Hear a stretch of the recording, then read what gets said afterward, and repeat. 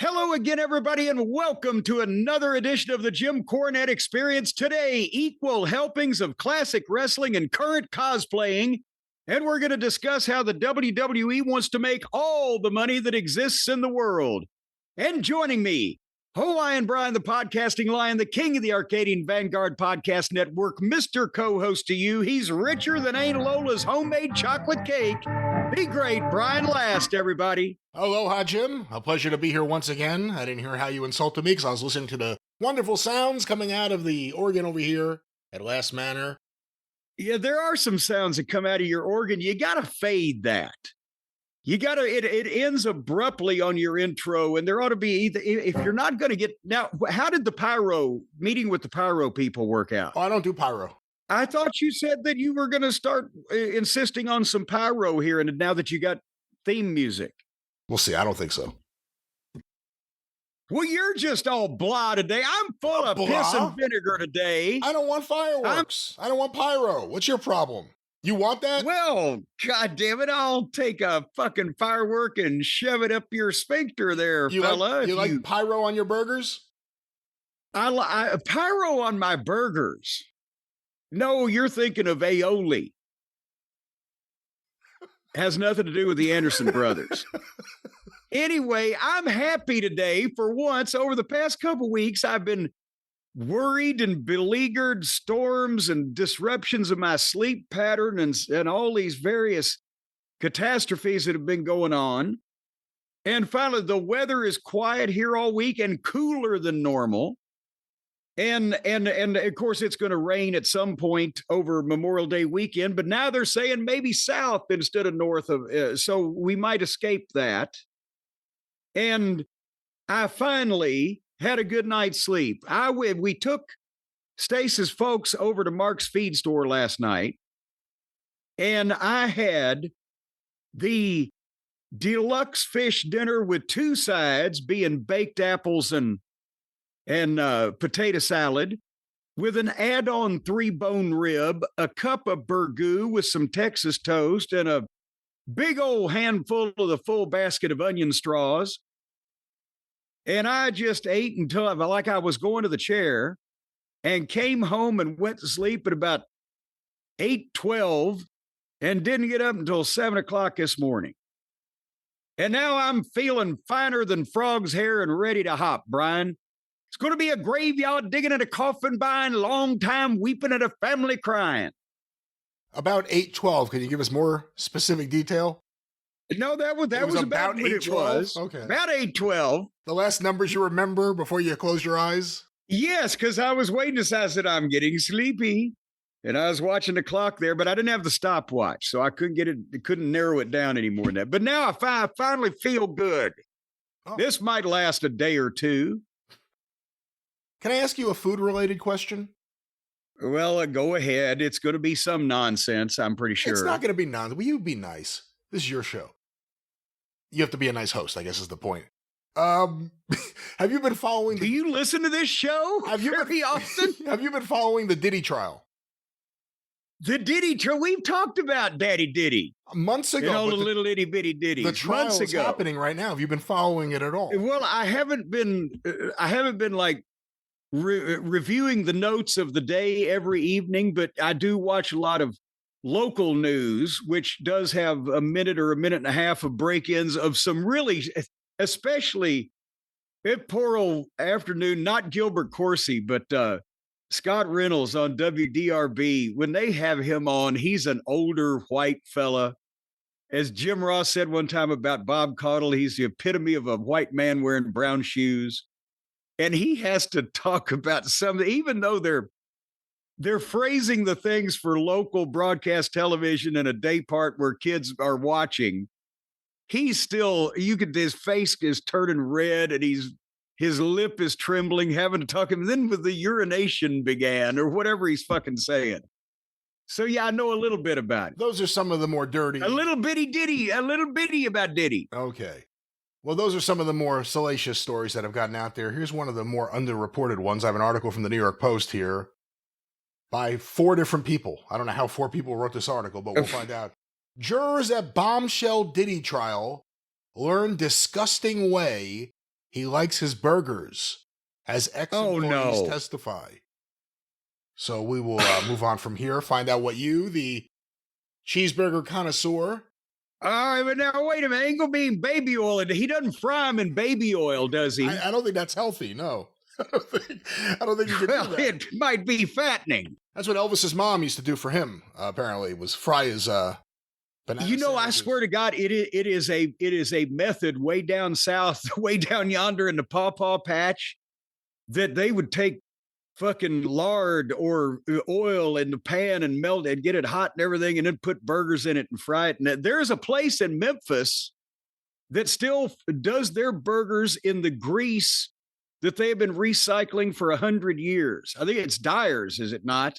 I think everyone who goes there probably Dyer's right after they leave. I'm trying to think of the name of the place, but it's on Beale Street. But they're good. But people are gonna Beale over with that fucking grease. It's not even appetizing to me to just have lard or oil or grease in the pan and then put the burger in on top of that, and then it mixes with all the other. That's too much even for me.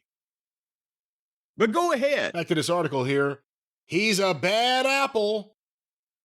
Sean Diddy Combs bizarrely puts applesauce on his cheeseburgers. Disgusted jurors twice heard this week in the Bad Boy Records founder's Manhattan trial as his former assistant spilled the secrets from the witness stand. Well, can you stop here for a second? First of all, with what he is accused of, I wondered how this came up in the line of questioning to begin with. And secondly, what the fuck is wrong with this guy now? And the jurors apparently agree with me now. We've heard that he's goddamn throwing people out of windows and pissing on people on a daily habit and fucking doing all this other. But goddamn applesauce on a cheeseburger, no, they've gone too far. The jurors turned away in shock. The second mention of Combs' fondness for applesauce-laden cheeseburgers came Thursday, as his ex-employee George Kaplan testified about his use of a black Amex card, the nickname for the highly exclusive American Express Centurion card.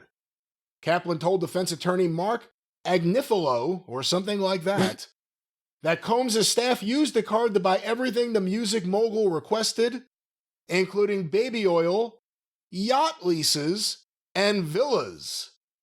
The attorney asked, what about applesauce? Wait a minute. I can understand. Hold on.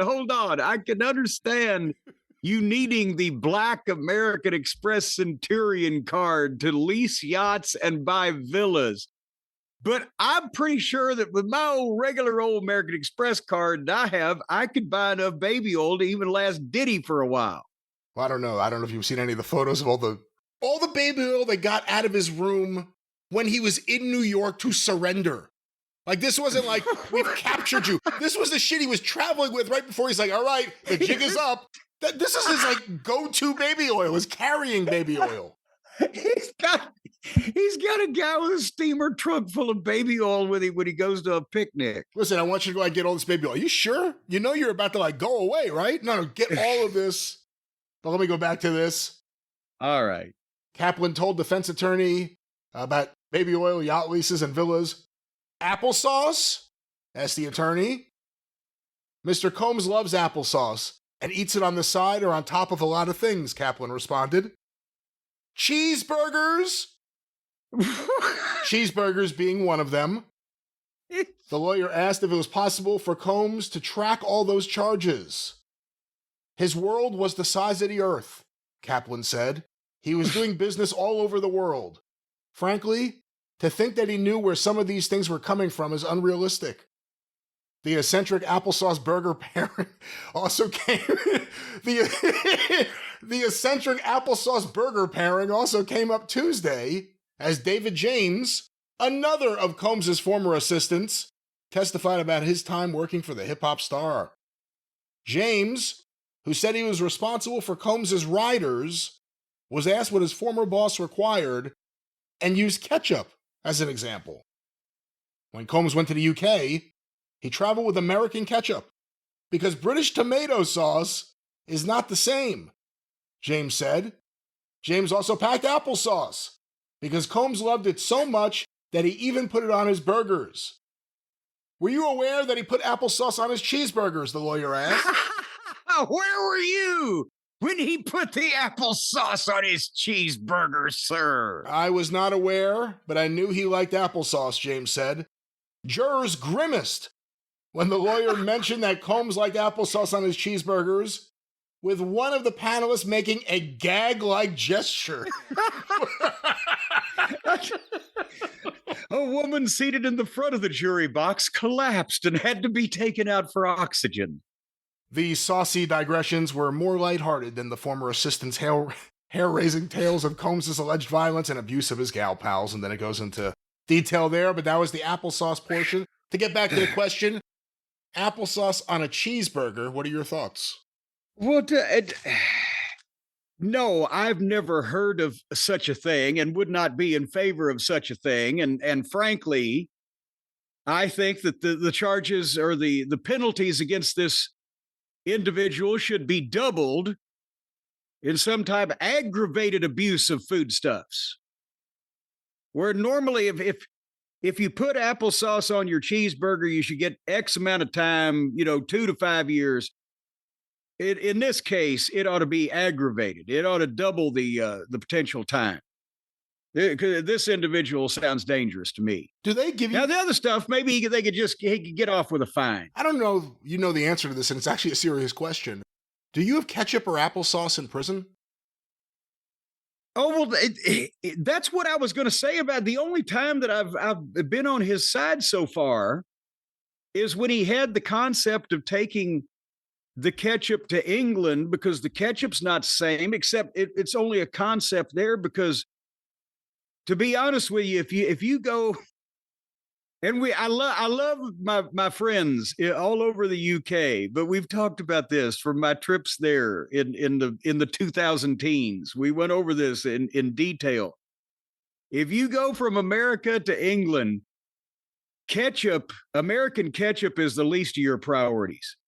You're wanting the basics, like goddamn ice, biscuits that are biscuits, bacon that's bacon, fucking a variety of, normal things that you come to expect, and you order shit and they set it down in front of you. You're like, what the fuck is that going on? Stace sent one of her room service orders back because the shit that she ordered, I can't remember what it was or what she thought it was, but neither one of us had ever seen what she ordered look like that. So we thought that they got it wrong. And then they called back and said, oh, well, yeah, we'll make you another. And it was the same fucking thing. What was the question? Applesauce on cheeseburgers. Applesauce. That's pure applesauce is what that is. I think Diddy's in trouble now. He might as well kiss freedom goodbye. And ketchup or applesauce or whatever it's not going to be the only sauce that he gets in prison, I'm sure. There was another article this week about like one of the hotel managers or something saying that whenever Diddy checked in, they always tacked on an extra $1,000 for all the damage that would happen from candle wax and baby oil. Would $1,000 really cover that kind of cleanup from baby oil and candle wax? Well, I mean, what was it on the ceiling? What was, I don't know. I don't know what he was, they said it was all over the place. I mean, I don't know if he's just like dripping candles everywhere, and I don't know what the fuck's happening. With applesauce? I would think you'd have to just discard the linens and any bedding involved, whether it be for applesauce or candle wax or baby oil or sealing wax or whatever, or ships or whatever the case. But I think they would probably bring, who are the Stanley steamer people in to do the steaming thing and the hazmat suit and everything. That would cost more than $1,000. Are you continuing to question me now? Well, no, what I'm saying is we will stay on top of these major issues, the issues that the mainstream media may not be focusing on, but here at Cornette News, we'll make sure that you know anything happening in the world of cheeseburger arts. Yes, because, we want the people to get the real story around here, not this skewed perspective. Do you like applesauce? All this other. I have eaten applesauce. I'm not against applesauce. If there's applesauce in front of me and I'm hungry, I will eat it, but I will never seek it out or order it when there are other options to be had. Does that satisfy your curiosity? Yeah, I mean, I really don't know where you would order it. I mean, it comes with latkes, potato pancakes, and that's delicious. But other than that, I never really see on a menu. I guess I don't look. Just Well, no. If you go over it to IHOP, I guess the kids. if you're at IHOP, they got menu. applesauce Yeah, and then probably Bob Evans. And they make at Bob Evans for the senior crowd. They make a special kind of applesauce out of prunes.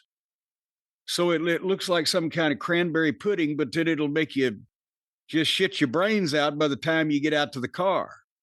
That's why you see a lot of elderly people with fucking plastic slip covers over their seats in their car after they go to Bob Evans. Where do you stand on ketchup? Is Heinz the only acceptable ketchup? What do you do if you're stuck with Hunt's ketchup? What are your thoughts? Well, I get Heinz ketchup because I don't eat ketchup maybe 2 or 3 times a year. I will dip some French fries in it once again if it's in front of me. But otherwise, I'm not a ketchup person. I like remoulade. I like tartar sauce. I like mayonnaise. I like the Chick-fil-A chicken sauce. I like ranch dressing. I like a variety of dippings, and ketchup to me is too pedestrian and a little acidic. But again, it's not like the bane of anyone's existence like yellow mustard, which is despicable and should be eradicated from the earth. And you're separating yellow mustard from spicy brown mustard, which kind of looks yellow? Yeah, spicy brown mustard on a big old hot dog, or maybe even a turkey and bacon sandwich. Now that can add a little pizzazz, but the yellow mustard is just blech. All right, well, this is your black show. Are you taking notes? Yeah. All right, well then you won't have to ask me again, because I can't tell you how many people I get on Twitter trying to get me to educate you on how to eat because of your odd and bizarre habits concerning your food. Oh yeah. Mr. French Toast. Anyway, you know who else has odd and bizarre habits, by the way? Oh, I don't know where you're going now. No, I don't know. No, our friend John Fell. And with the severe weather and all the schedule changes we've had and bullshit, we should have said happy birthday to him last week, and we didn't do it. So now it's a happy belated birthday to John Fell in Baltimore. I don't even know what day this is right now, but it was about a week ago. About a week ago, many years ago, John Fell was born. So we wish you a happy birthday, John. I hope you had one. By now, you know whether you had a happy one or not. So there's not really much we can do about it now, is there, Brian? Happy belated birthday, John Fell in Baltimore. All right. Anyway, also, our friends Matt and Joanne Sturgeon from over in West Virginia. Do you remember the couple that made the Vote Cornette Last 2024 t-shirts last year? Yeah, I actually just recently saw that. I have that upstairs, yeah. Well, this is not an email, but a letter actually from Matt, but this is them. And I wanted to acknowledge them, and they wrote a heck of a nice letter, but I won't go through all of the details. It's her, medical file, but Joe, about a year ago, had issues, went to the emergency room, and basically spent 9 months in the hospital, had 10 surgeries and 2 bouts of sepsis. And she was finally released to come home just in late March last year and had some rough times. But Matt was listening to the podcast on the way. He had to drive from Charleston, West Virginia, or outside of, as a matter of fact, Hurricane, which they say it hurricane over there, but it's Hurricane. He had to drive from there to Cleveland, to the Cleveland Clinic on weekends and et cetera. He was in a car on hours at a time to be able to see her as much as possible. So he was listening to the show, and we tickled his taint. And so now, not only is Joe home doing physical therapy twice a week and doing well, but also he sent you and me, Brian, a copy of the Devil's Dictionary by Ambrose Bierce. because he got tired of listening to me reach for the American Heritage Dictionary 3rd edition. And he got tired of you Googling stuff. So he figured we could meet in the middle and come up with a bunch of new words. And this is a great book. So I'm going to send you yours. If nobody buys it at jimcornette.com in the next week, I'm going to send it to you. Sounds good. But anyway, Matt and Joe, we love you and we're thinking about you. Anyway, I'm going to skip over that. What was that? Well, since we spent so much time talking about ketchup and mustard, I didn't want to go off on this goddamn. I'll save that for next week. What's it about? Another tangent. It's none of your business. And then you see next week when I bring it up, you'll think it's brand new. Because you didn't say because we already talked burgers. You said we already talked ketchup and mustard. Huh, okay. Well, we were talking about the ketchup and the mustard and the applesauce. Pump chops and applesauce. Well, once again, I guess this is a good time to remind everyone, once we're done with the AEW roster review, we're going to go through the Condiment roster review, and we're going to go through all the condiments in developmental and on the main roster. And I'll tell you what, they took the Louisiana Fish Fry brand remoulade sauce out of Kroger. Are not stocking it anymore, and that's a fucking crime, because if I'm a remoulade fan, and if you're going to eat remoulade, then that's a remoulade you ought to be eating. Was it not selling? I don't know. I bought it every time I went in there. I don't know what their problem is. Maybe they couldn't come to an agreement. Sort of like the cable companies and the Dish Network won't be carrying your fucking programming. I think we ought to start a petition. Anyway, here's something about Madison Square Garden that I thought you might help me out with, because I just saw this email this morning. I said, well, let's bring it up. Because it's from Mark Cole, our friend in Colorado, who does the Odessa Steps magazine. And he sent an email. He said, I came across the show from Madison Square Garden on February 26, 1973. And on that show, Brian, were Dory, and he says, Dory Funk Sr., Terry Funk, Mil Mascaras, Vern Gagne defending the AWA title. And basically, he says, on the surface, this seems fishy. Why were 3 other promoters working on a Madison Square Garden card in early 1973? Any thoughts or stories you may have heard? And I looked up the card for that night. And basically, I wanted you to tell me, because you got a better grip off top of your head on history. If you remember, when did Vince Sr. rejoin the NWA? I would have to look it up. I would think early 70s, 72, 73, somewhere in that range. Well, there you go. And I was thinking the same thing. And Mark said one theory that he had heard, it had to do with the Wrestler movie. I was going to bring that up because I was just thinking timeline-wise, that came out in 74. So that's a year later if they were trying to... I don't think it was a big negotiation to get Vince to do his part in the movie, but, they were talking. Well, see, actually... I think it may have been incidental at best. Hey, we're going to be in New York. Let's fucking get a camera to shoot Vince or whatever the fuck, right? What I'm thinking, because that would take care of Vern. Vern was obviously heavily involved in the Wrestler, but why would the Funks be showing up all of a sudden? And also, all that year, there were other outside territory guys. Ron Fuller was there, I think, that fall. Those guys all have something in common, the Funks and Ron Fuller. It was coming from Eddie Graham. Well, exactly. That's the thing. At that point, I think that since Vince Sr. had agreed to rejoin the NWA, and that's when they started saying WWF champion instead of world champion on TV and etc. I think he was trying to show Eddie Graham, okay, I'll bring some of your guys, because it was mostly Florida guys. And Jack Briscoe was up, and et cetera, et cetera. So that was, because we have said before when we've talked about this, if Eddie Graham had lived, he probably would have had some type of major involvement by the end of it with Vince Jr. because of his long association with Vince Sr. The WWF Vince Sr. and Willie Gilzenberg, all those guys, the office guys, they always had homes in Florida. They vacationed down there, they socialized, and there was a pipeline there. And so I think that in answer to Mark's question, it was just that Vince Sr. and Eddie Graham were probably the closest of Vince and any NWA promoter. So that was a relationship that they worked out.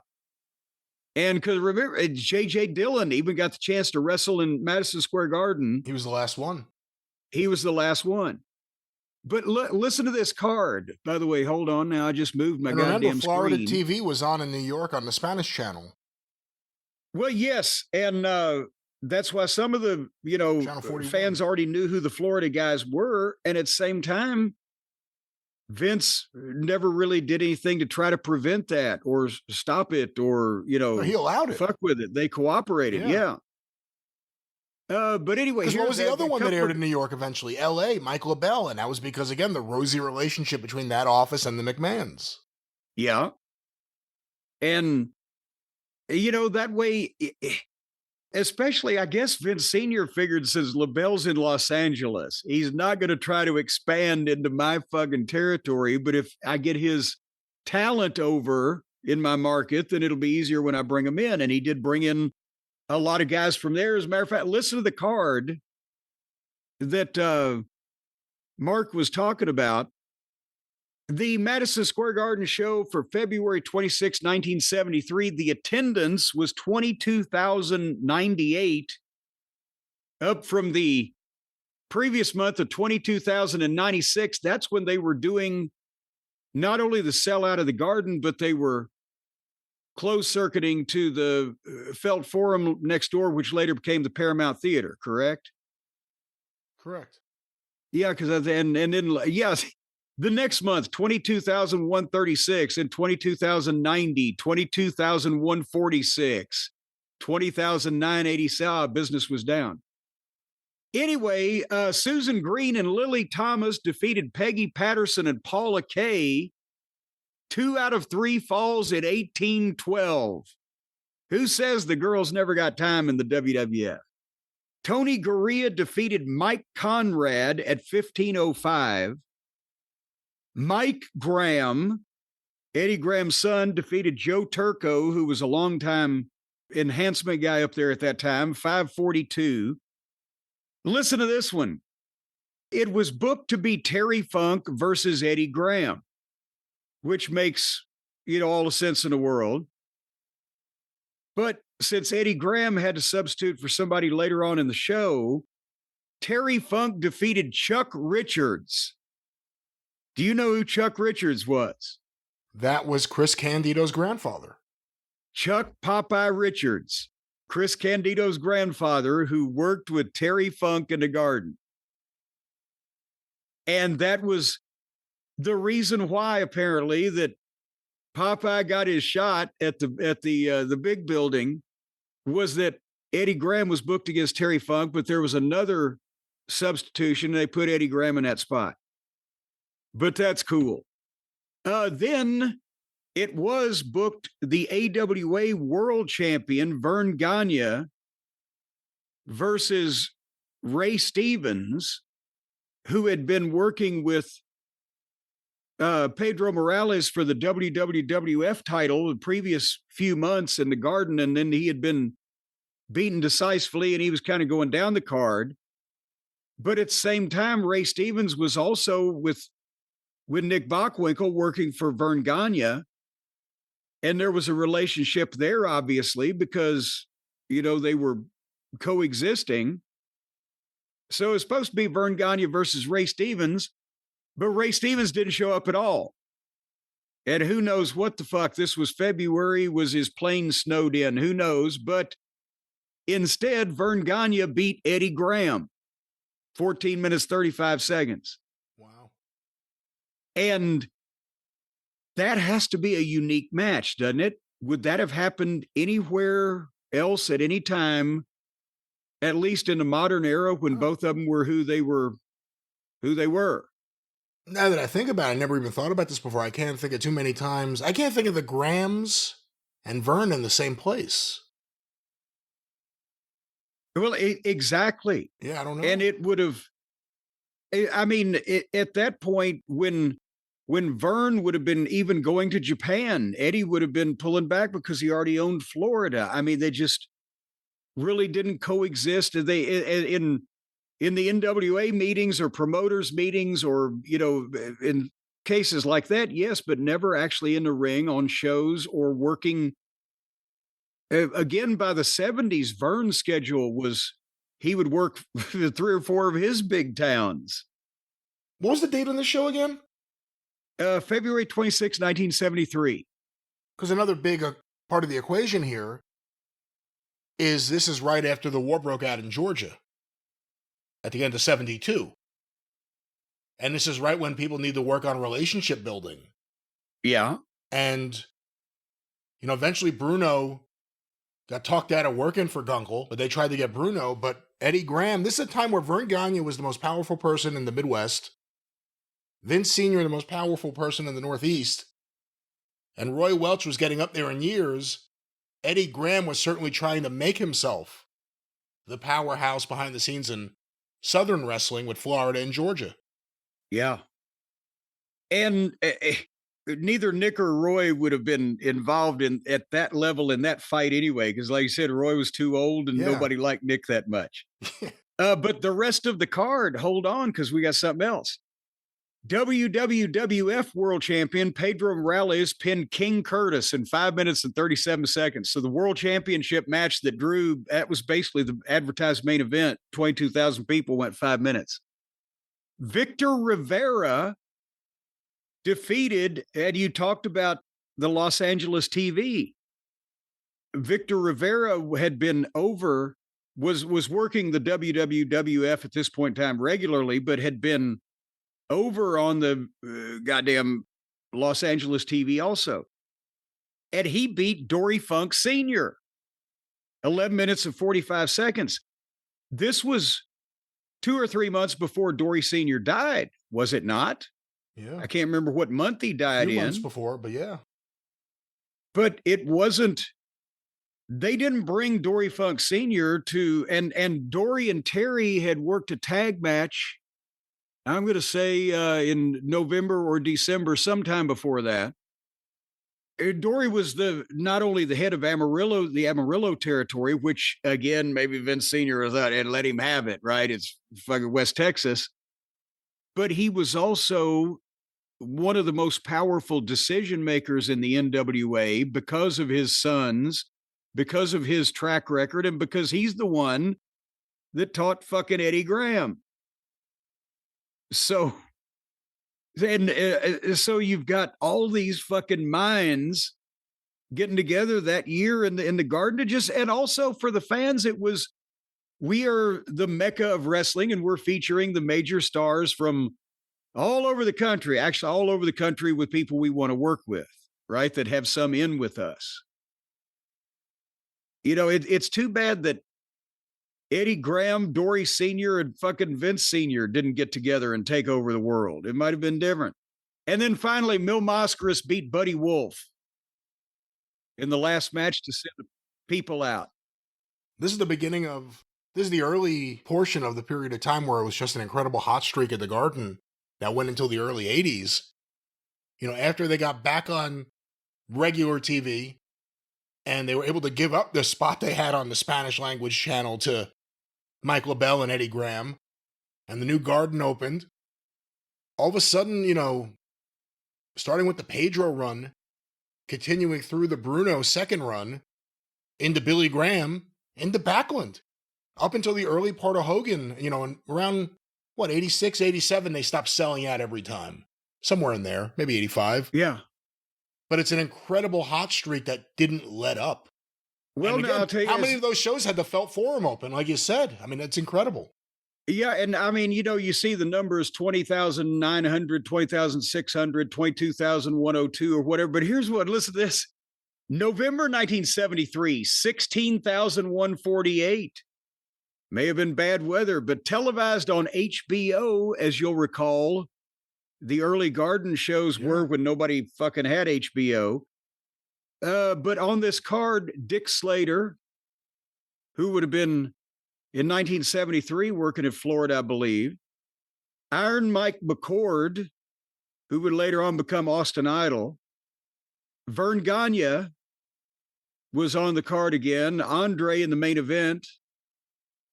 And, through this year, you have other people from other territories. That's interesting too, Andre. Because this would have been, and again, I don't have the dates in front of me, but this would have been around the period of time where Andre kind of switched from Vern control to Vince control. Yes. Or Vince Senior control. Well, and originally Montreal control, and Vern was his booking agent in the United States, but he was still based out of Montreal. But then by 1974, Vince Sr. is the one who sent him on the first nationwide tour of all the territories that he did. And so he had him. Well, as a matter of fact, hold on. I just scrolled again. I shouldn't have scrolled, but I will find it. November 12th, Strongbow and Andre beat Blackjack Lanza and Stan Stasiak. Andre beat Jack Lanza on October 15th. I don't specifically know if that was Andre's first appearance in the Garden, but he seems to be starting regularly about that time. But there you have it, Brian. What did we have? I forgot what Mark Cole wanting to know why all these people were in the same place at the same time without knifing each other. There's a lot of interesting Garden cards, mixed amongst the regular Northeast regulars. Just random people. You're like, wow, what are they doing there against Johnny Rods? What? April 29, 1974, Robert Fuller pinned Ed Sullivan. I have no idea who the fuck Ed Sullivan even was, but... Was it a really big match? Robert Fuller would not even get his a really big push. Well, now maybe that's why he got the really big push. Welcome to Talk of the Town. But he hadn't got a singles push in Tennessee yet. That came later in 74 for him. So he was just... That was Eddie Graham sending up his partner's, family. That's what it was. Right, but it would have been his partner's kid because that was after the switch. So Buddy Fuller was his partner in Florida. Well, there you go. Politics and wrestling make strange bedfellows. And here, have you seen the Houston payoff sheet that's been circulating on the Twitter machine over the past few days that several people have retweeted it? Because it's one of the pieces of paperwork that went out in the Paul Bosch estate sale. And people, got a hold of some of these things, but this one caught my eye for a couple reasons. But the one with Bockwinkel and Dog on top. Yeah, I've seen that. But again, a lot of these make the rounds. They go around like every couple of years, someone discovers it for the first time. But yeah, I saw that. Well, I was looking at it in a different respect. Heenan. I thought Bobby Heenan was the interesting thing on there. Well, he went with Bockwinkel. He didn't always go with Bockwinkel to Houston. He went with Bockwinkel for that one. I'll get the payoff. Anyway. Because he was written in at the bottom, I'm wondering if Nick just said, God damn it, Bobby, you're coming with me. It's going to be a huge house. I need you. We got to do this thing with Dog, whatever. But there's a couple ways that we can look at this. And just the payoffs that the guys got is just one of them. But for other research I've been doing lately, this fits. Paul Bosch was the last promoter, apparently, in the United States to use the old time method of paying the boys, how you figured the formula that it was supposed to be for paying the boys. And he actually did it. Now, Sam Muchnick would have been the second to last, but he had retired by the time this show took place. And it's also the one that Jimmy Crockett testified to in a deposition in one of the Midnight Express lawsuits of how the promoter was supposed to figure how the boys were paid based on the gate. And it's the formula that he learned from his father. And in that instance, I then applied that to the gate and what we got paid for being the main event, et cetera, and found out that he underpaid us, when you know who won the pony. But the old formula, especially the pre-television era. I'm not talking about pre-television. It's still through the 50s, maybe even early 60s, some people, and the old holdovers that were promoters of towns, major markets in the old days, like Bosch and Muchnick would hang on. But it was before the modern explosion of every territory had to have TV in every one of their markets and had to fucking run this building, and the rents expanded and things got more complicated. And so who's going to pay the price for it? The fucking boys, right? But the old formula, and Brian helped me on this because sometimes I don't explain mathematics well. Stop me if you don't understand what I'm saying. The old time promoters formula for paying the wrestlers on the card, allegedly, was that you took the gate, the after-tax gate. And in this case, this Houston event did $93,700. There were 11,214 people paid and 29 freebies they gave out. So the gross was $93,700.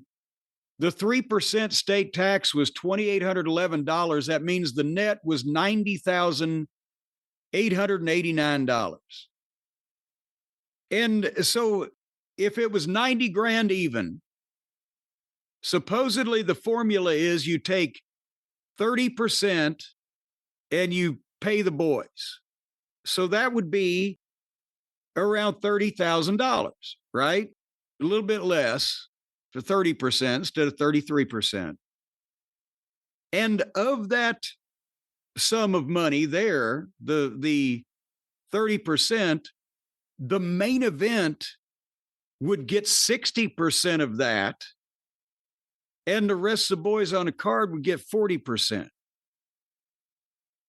And you could do that, could be any figure from $100 on a preliminary match to $500, whatever, but that would be the pool of money that was available to the rest of the card was 40% of the 30%. Have I confused you so far? You haven't lost me yet. Now, one question before you get back to this. Yes. How much of this jives with what Jim Crockett said under oath in the Beckley trial? Well, that formula is exactly what he said. But the problem is, when I figured it out based on the gate there and that we were the main event, what we got paid, it didn't fucking work. But we were $150 short a piece or whatever it was. But theoretically, that would be the formula. And so if 30 grand is the amount of money you're paying the boys and the main event gets six, that's why the Sam Muchnick St. Louis main events that we've talked about, the payoffs of $4,000 and $5,000 and $6,000, and the next guy on the card would get $1,200 or $800 or whatever, because Sam Muchnick, the main event in St. Louis was everything. And so that's what he attributed to drawing the house and keeping his business going. And that's why he had the greatest main events in the NWA.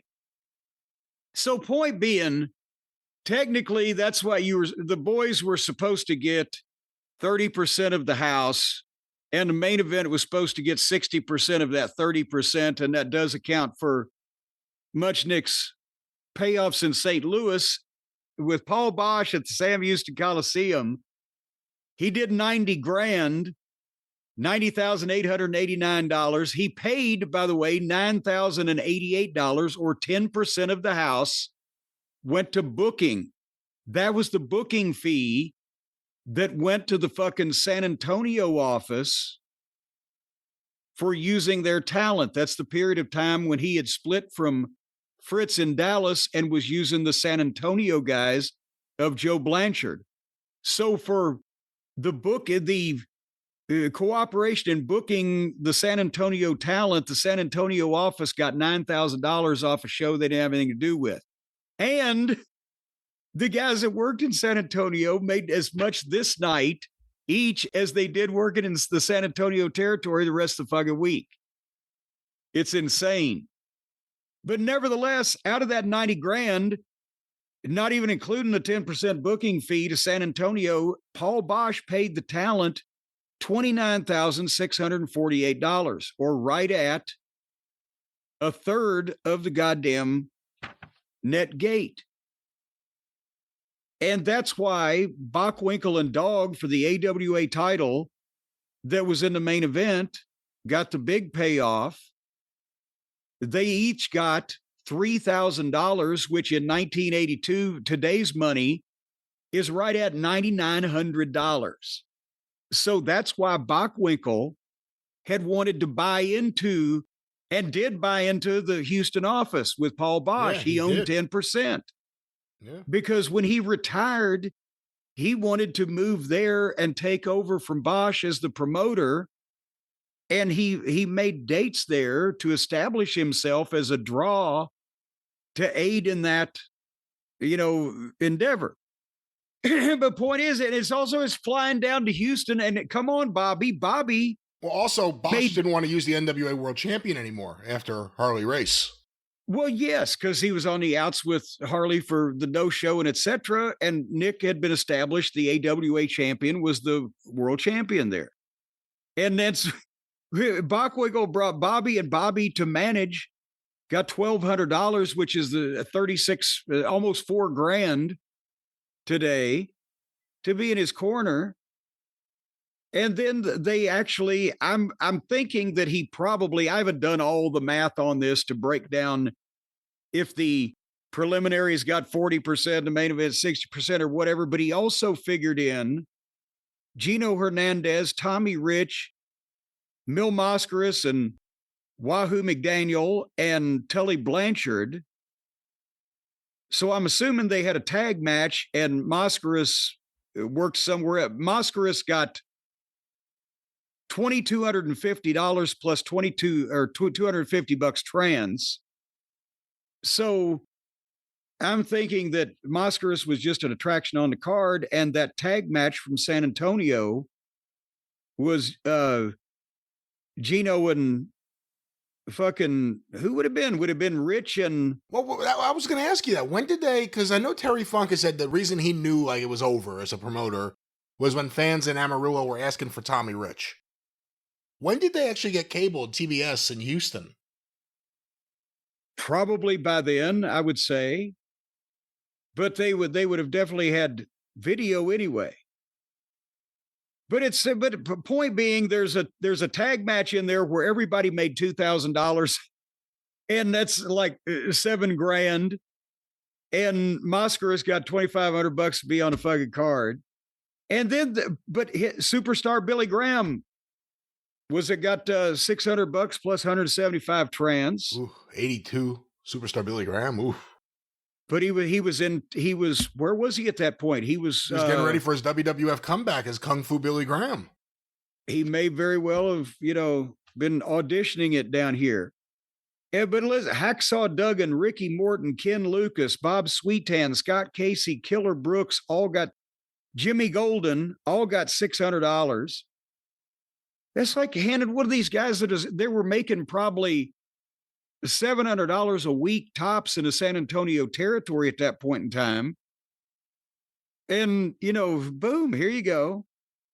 Tiger Conway Sr. got $100 to watch the back door. Buck Robley got $1,200 for being the booker at that point in time, I believe. Peter Burkholz got $600 for being the son-in-law. But this also makes me question, Brown, because this is the second best Sam Houston Coliseum ever. The last Stampede remains the biggest gate. But with 11,214 people, they did $93,700. They told us we had 12,284 people and only $102,000, and our ticket prices were higher. Because here is the problem. Paul Bosch was still in full control of Houston, as he had been for so many years at this point in time. But when his business went down, as we've recounted here in the past, working with the San Antonio office, and he made the deal with Bill Watts so that Houston became one of the Mid-South towns. Watts took over the payoffs in Houston. Why? And Watts started paying the guys that were on the Houston cards on the same check as it all came out of Oklahoma. But before it came out of Oklahoma, it went to Oklahoma. So I'm wondering if we did more than $102,000 at the Sam Houston Coliseum that night. Because I know that we were in the main event, but we didn't get, of course, this was a single main event, but we got $2,000 a piece that night, me and the Midnight. So anyway, is that in any way, does that explain how that when you think about it, the wrestlers in the 30s and 40s and 50s made more money adjusted for inflation and considering the details than a lot of their counterparts in the 60s, 70s, and even 80s in the territories? Because, you know, as expenses grew, the first thing they figured out was to not pay the boys as much. And then it just became the way that things were. Well, the other thing too was the houses were never really the same. That WWE then and now makes so much money, they can kind of pay anyone anything they want. And even if they give a guy $15 million a year, you could possibly argue that if he's worth that, he may be worth a lot more and they're underpaying him. But back then, it was all based on the house. Whether it was the Garden or whether it was the Sam Houston Coliseum, you had to draw the house in Houston. You know, it's crazy to think that this is then, and then within 3-4 years, they would start seeing such a collapse in ticket sales that they would turn to Vince. But it all is dependent on. But you have guys who, again, WWE can pay them; they earn it because they're making that much money. But got a lot of people in AEW make a lot of money, but do they actually bring it in? But the expectation's there, and I think, you know, the idea of being paid off the house is a foreign concept in 2025. Oh, it's not just international, it's foreign, it's alien, it's Pluto foreign. The idea of being paid off the house or paid off the pay-per-view are both like dead concepts. And you know what? I'm sorry, but as a former performer, it gave you something to fucking work for, right? Oh, shit, I'm going to goddamn get this thing going and it's going to draw and I'm going to get a payoff. And then I say, I'm making the same amount of money if I take a shit. It does, you know. Would you feel the same today if like the last Stampede happened in today's kind of world? And after each night, Triple H held a press scrum and announced, you know, once again, we've broken every record we've ever had. If you were part of that system, would it feel the same? Would you have the same bragging rights as you do right now for what you guys legitimately did? And that people came to see that match. They didn't come to see the brand Mid-South Wrestling. I mean, people want to see other matches, but the match drew the house.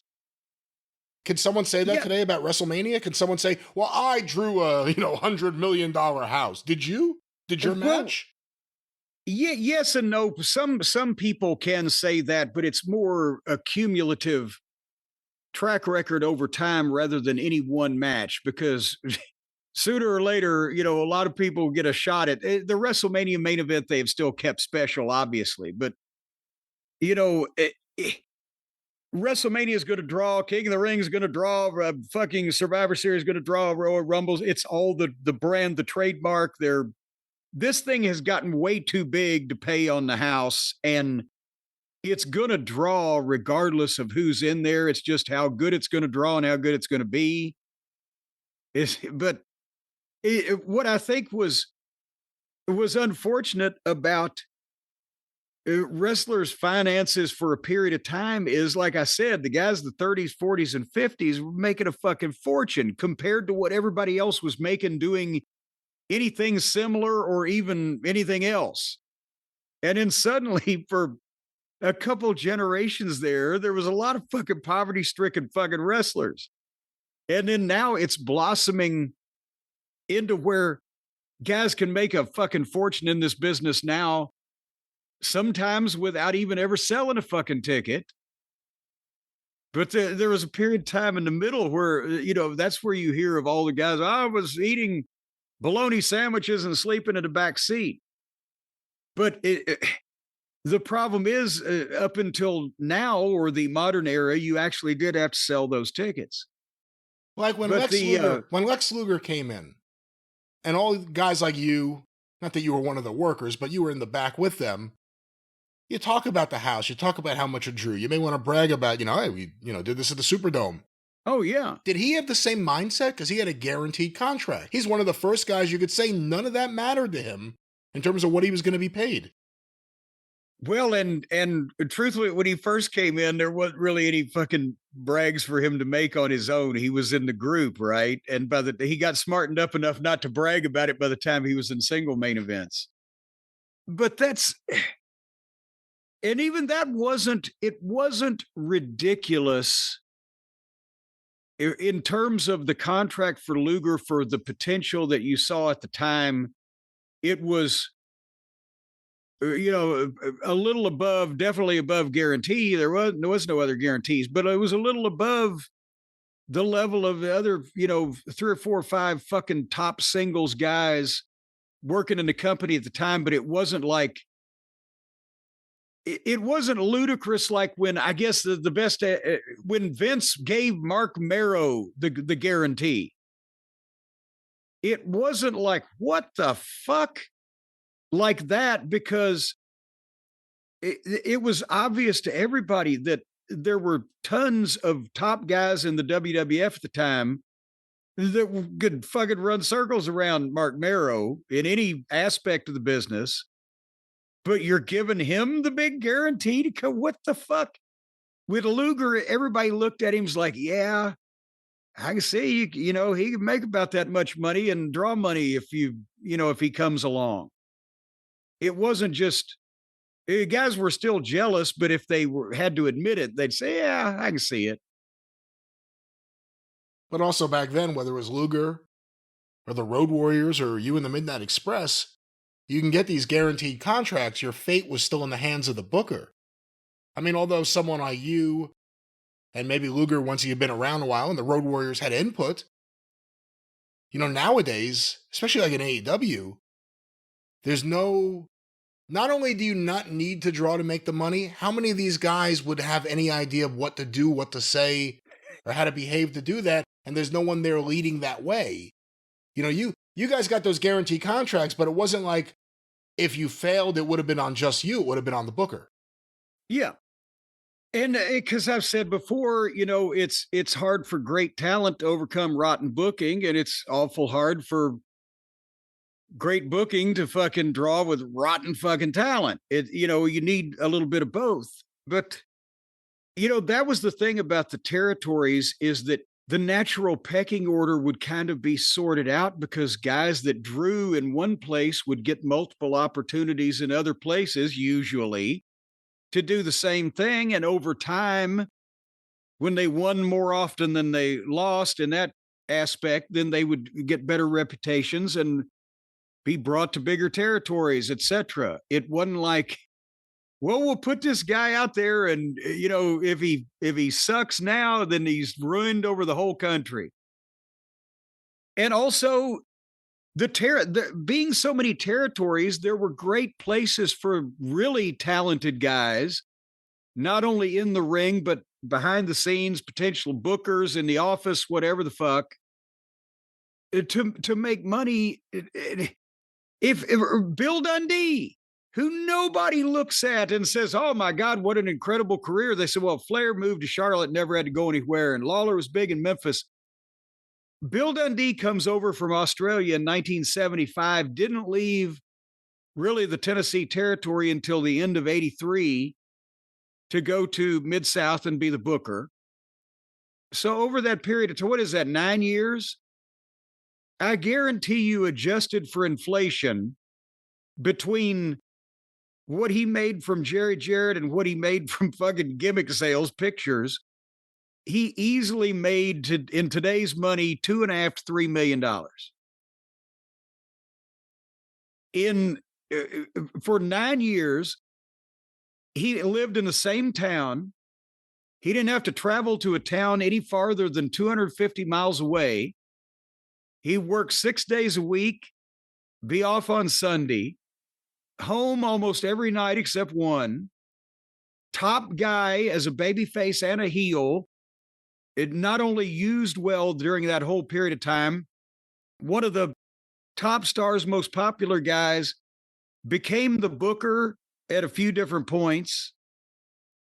And fucking, that's in the territory days, that was success. That was a lot of guys in other territories would be envious of that motherfucker. But unfortunately, people don't know how to look sometimes at the measure of whether you were successful or not in the wrestling business. And he was the idol of all the teenage girls in the Mid-South area. Not the Mid-South wrestling area, but the actual middle of the South. Here. When did Dundee settle? Like, when did he feel comfortable enough? Because the last thing a lot of wrestlers wanted to do was buy a house to settle down, and then you find out you're getting booked down the card or you're not getting booked at all. When did he feel comfortable enough to settle and have his family there? Well, he and George Barnes, had been a tag team in Australia, and Bobby Shane had recommended, because they couldn't get used, Barnett wouldn't use them over there, and then the conglomerate that bought after him wouldn't use them, and felt they were too small, et cetera, et cetera. So Bobby Shane had told him, go to Tennessee to work for Jerry Jarrett, not Nick Goulas, right? He said, don't you tell him you came to work for Little Man. And so they came in January of 75, and I think that, I know Dundee bought his house in the summer of the fall of 1977, because they got the down payment for the house the 2 weeks in a row where Dundee and his wife Beverly got their heads shaved in the matches with Lawler. Because that was those 2 nights, he had $3,000 a piece, $3,000 per head. That's $6,000 in 1977. I think that's about 35 grand or whatever in today's money. They used that as the down payment on their fucking house. And I mean, by that point, it was pretty obvious that he was figured in. And again, when you're talking about you work 6 days a week in a territory where you never even have to see the airport, and you're in the car every day, but you're also working a show in your hometown once a week. And you're making the equivalent of what would today be $500 to $300 a year. A lot of independent wrestlers would take that, right? And did I mention the girls? A lot of independent wrestlers would take that. You mentioned his wife. You mentioned he had a wife. He had all of them things. Bill Dundee was a very, very popular fellow with the young ladies at the matches. So they make the down payment on the house when they do the hair matches. When he gets the job booking in Louisiana, that must have changed a lot of things. He didn't really think he was going to have to go somewhere else and do that. What did he do? Did she stay at the house and he lived in a hotel? How did Dundee live in Mid-South? Well, I wasn't following him around, but no, he kept, I think he kept the same house, because remember, he went back to, that was the Tennessee territory was his home base. He had a run, which they had an apartment in Louisiana. But my God, I know how much money we were making. I know how much money he had to have been making. He probably either rented out the house. I never asked him or whatever, but I believe he kept the house. Went back there, was back in Memphis for a while in 85 and again 87, 88. So he was in and out of there for quite a while. A lot of times guys in those days would end up with a house in one place and having to be renting something in another place, but only if you were successful enough to have a job in 2 different territories, it was worth it, I guess. I kept my apartment in the summer of 83 in Nashville. I never moved out when I went to Atlanta. I said, I'm the top manager of this fucking place. I'm not putting all my eggs in one basket. And so I paid 2 months rent and I was right back, and I'd never even moved my furniture. Got to think ahead. What are we doing here? This is your show. Right. We're having a good time. Hey, you know what? You know what you've got to do? I told you that formula, Brian. The formula for figuring out payoffs and how much that guys should get and thinking ahead. Sometimes it's confusing. You should have professional help when you're in business. You should get professional help if you want to go into business. But once you're in business, you need professional help covering you with all the things that they might not have just your viewpoint of things. They might be able to bring experience and competence and things like that, right?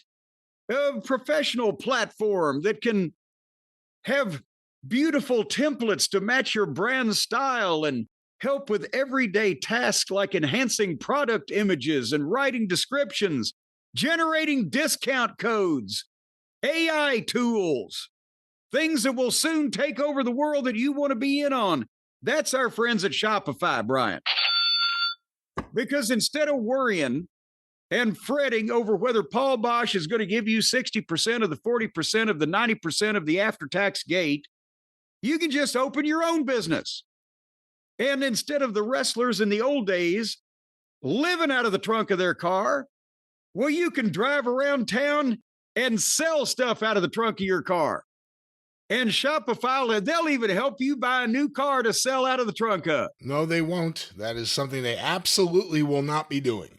Well, indirectly they will, because they'll make you enough money.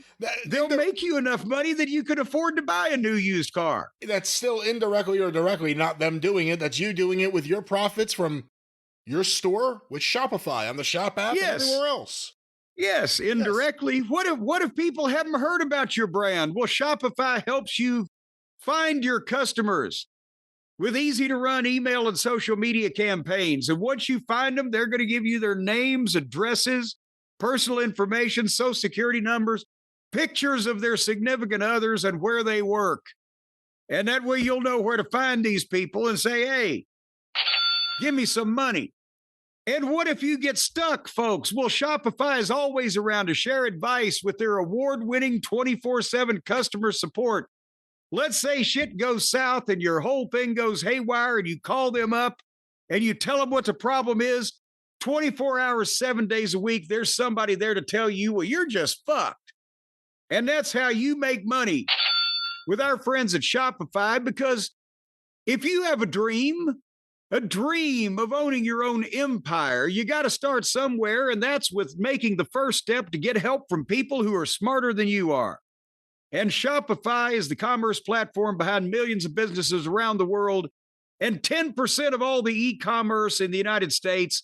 So who the hell do you think you are? You think you're too good for Shopify? You think you're better than me? Well, right now, I can get you a better deal than anybody. You can sign up for a $1 a month trial period, $1 a month, so they can show you what they can do, and then you'll never want to be without them. Go to shopify.com/JCE, shopify.com/JCE for making money. Only $1 a month, and you'll be farting through silk from this point forward. Brian, you'll be strutting and cutting with your brand new online barbershop. You know, they've got that now. You stick your head in front of the computer screen. No need. And they can cut your hair. Who? I saw that on the news. Who can cut your hair? The online barbershop. They just take a laser beam and then you stick your face in front of the monitor and they shear it off by laser beam technology. Once again, Weekly World News is not sponsored by Shopify, but what they could do for you and your business is invaluable, or maybe just valuable, actually, now that I think about it. Shopify, they power our store, of course. The brand new Lazy Booking shirts, the drive-through shirts, Travis Heckel artwork on shirts, ArcadianVanguard.com, or in the Shop app, just look for Jim Cornette with our friends at Shopify. Well, Brian, and the one thing is they never go back on their word over at Shopify, do they? No, they do not. They're men and people of their word. But you know who has gone back on their word here that they have given to a great American metropolis? The news just came out here a day or two ago, whatever it was. WrestleMania 2026 no longer set for New Orleans, Louisiana, NOLA. And they're going to get the money in the bank instead. But if you try to discover why this decision was made, apparently they are not speaking from TKO headquarters on that, but also the smart money, as they say out in Las Vegas, is now betting on Las Vegas to be WrestleMania again next year. So they're just whores now, aren't they, Brian? You know, for anyone who ever thought that about Vince in terms of how he commercialized everything, we're seeing it at a different level right now. And I think with WWE is literally for the highest bidder, even if they come in after the bidding is over. They made a big deal out of New Orleans. It was another one of these things that Dwayne Johnson reappeared to. I know. Yes, he had to come back to make that. And he said, I definitely want to make this announcement. And that turned to shit, too. What do you think? How did he hear about it? I wonder. Did he just, hear about it when it went out on the fucking websites and he was like, wait a minute, I said it was going to be there. What the fuck? The only possible explanation is that Las Vegas said, oh, we made a bundle off of this in some fashion. We want to do it again and we'll give you X more, twice as much, whatever the fuck. But basically the statement was made by the Greater New Orleans Sports Foundation that the event is being rescheduled to a later unspecified year, not 2026. But they do get the money in the bank. No date given, usually takes place in June or July. Sounds like WWE gets money in the bank, then gets out of town. Well, and also, and we've got figures from our friend Thurston Howell over at WrestleNomics. You're not getting WrestleMania, you're getting money in the bank. That apparently some of the money that the WWE is getting, they got Las Vegas, the local Las Vegas Convention and Visitors Authority provided WWE with a $5 million site fee. They also qualified for an additional $4.2 million in tax credits under a program offered by the Nevada state government. So that $10 million. Now, obviously, New Orleans was ponying up, but maybe they just, they couldn't hang. And WWE is going to receive $7.1 million from the New Jersey Sports and Exposition Authority for the first ever 2-day SummerSlam this year at MetLife Stadium. So they're making $5 to $10 million just to go to a goddamn place before they sell the first ticket. But that used to be something that would kill a town, but I don't know if you can kill a town now. But for the fans, because I was about to say for the fans in New Orleans, the people that go to WrestleMania, the majority of them don't live in whatever town it is. But in the old days, if you promised a major event to a market and then said, oh, never mind, we're going somewhere else, you might as well not come back with anything, right? Are they going to edit the announcement out of the out of the archives? How does that work? Well, they made such a big deal out of it. The Rock had to be there to make this big announcement. And then Las Vegas said, we heard you talking to the Saudis. We'll give you $5 million more. Jesus. That's where we're going. We're ending up where it's going to be just WrestleMania. Like WrestleMania Dubai, WrestleMania. It's just going to be whoever gives them the most money. That's where they go. So WrestleMania is like a kidnap victim. And the whoever pays the highest ransom is the winning bidder. Yeah, pretty much. If Vince wanted to spend some money, he could have WrestleMania in his backyard. The also in related news, they're not making enough money, Brian, just on these site fees and everything, because listen to some of these gates again. our friend Thurston, but this is, public record in some cases, but they did a house show in Nottingham, UK on March 23rd, sold 8,211 tickets, and the gross was $995,000.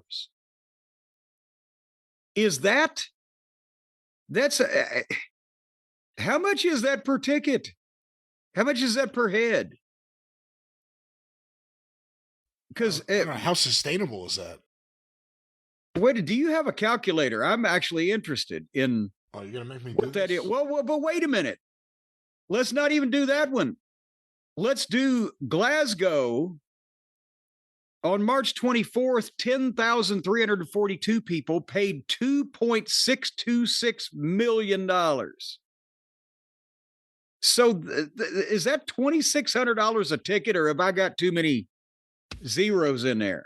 Well, it can't be. I didn't write down the numbers as you were saying it. Sorry. Well, it $2,600,000 divided by 10,000. What the fuck is that? That sounds ridiculous to me. $260 a ticket.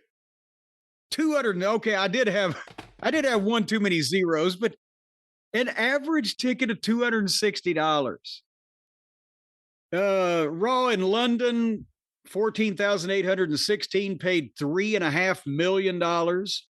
SmackDown in Rosemont, Illinois, April 4th, 15,000 people paid $2.3 million. The WrestleMania 97 fucking gate in the Rosemont Horizon wasn't $1 million. I don't believe. And Sacramento, 13,000 paid 1.7 million. Fort Worth, 11,000 something paid 1.5 million. And apparently the Raw in London beat the Money in the Bank in 2023 in the same venue, which had a $3.3 million gate. But of course, the record for an arena for the WWE is the Raw premiere on Netflix in Los Angeles with a $4.8 million gate. Again, what was it? WrestleMania 96 was Los Angeles, right? With Anaheim, Arrowhead Pond, Michaels and Hart. Was that $1 million gate? I don't even think so. Jesus H. Christ. Well, to your earlier topic, you think Vince was hiding how much money he was really making? Now, obviously, they've raised the ticket prices and the prices for everything through the roof. I ask how sustainable it is. That's why. It's one thing. It used to be like the thing to compare WWF to Barnum and Bailey. They come to town once a year and you'll go see them, but it's not like a weekly or monthly thing. Barnum and Bailey never priced people out really that bad. It's a whole new animal right now with WWE. You have to wonder how returnable and how frequent. I guess they don't have to go anywhere frequently anymore. They can just jump on a jet and go overseas. Well, and see, that's a couple of things. Barnum and Bailey was always a even more family thing than Vince ever tried to be, even in the cartoon days. And the fun for the whole family, that was the whole idea. They couldn't price people out. And the territories, as entertainment tickets, I mean, how old was I? When I was 17 years old, maybe 18 years old, I saw Earth, Wind, and Fire for $7. Right? But the ringside wrestling tickets were still only fucking $5. Were all tickets $7, or was how much was the top tier ticket if there was one? I'd have to go back and look at maybe it was 10 and 7. Was it? But a lot of concerts in those days until The Who was just, hey, $7, get there early and get up front. But concert and sports tickets took off, and got more expensive. Wrestling tickets didn't, because they were there in a town more often, much more often than they didn't have an off season. They were there weekly or bi-weekly or monthly or whatever. They had the same clientele, and then they'd get the casual fans for the big shows. So they kept it affordable because if you just kept your base audience coming, you still made a profit in those days. If you had a territory that existed for any period of time and you didn't want to price them out. And it was hard for the same people to do something, 4 times a month if it was very expensive. But this is not even this is pricing out a lot of people that just have regular fucking jobs or employed, pay their taxes, don't have goddamn creditors coming after them, but can't afford money like this.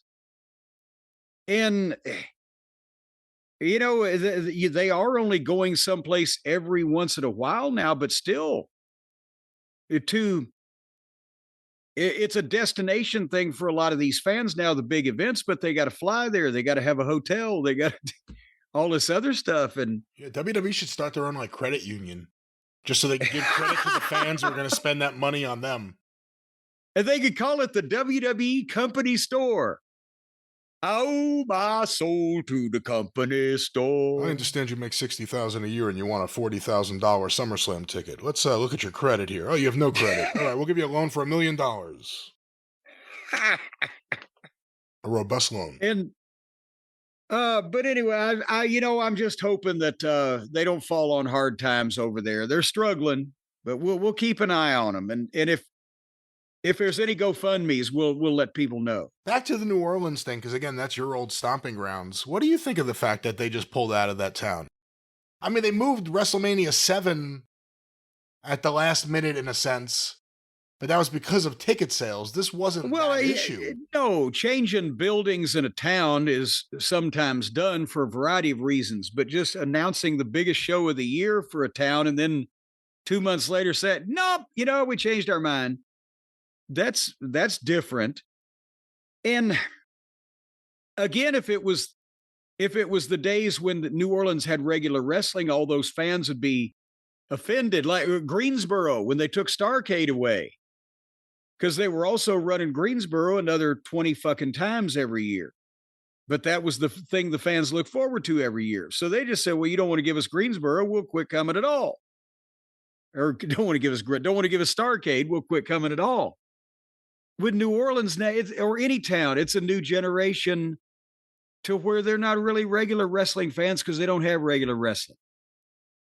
So it'll probably leave a bad taste in the mouth of the people who live in and around New Orleans that wanted to come without having to get on a plane and take a goddamn family vacation. But most of the people, if they do WrestleMania in New Orleans, are going to fly in anyway. Like never before, WWE is for sale. Maybe not the ownership, but in terms of anything you want, in terms of product placement, in terms of them coming to your town, you play your cards right, you can get UFC, make it a package deal, or NXT, make it a small package. It's a whole ball game. Pro bull riding, get some bullshit in there. If you had a different person running AEW, it's a great opportunity for a second company to publicly run against that. Like, imagine if Paul Heyman right now ran AEW or ECW, and it was now, whatever you want to say. He wouldn't use the fact that they're pricing people out. He wouldn't advertise the fact that, come bring your whole family here and have a great night. Like, whatever it is, there's opportunity to right now use the direction that they're going in, and it's a long-term direction.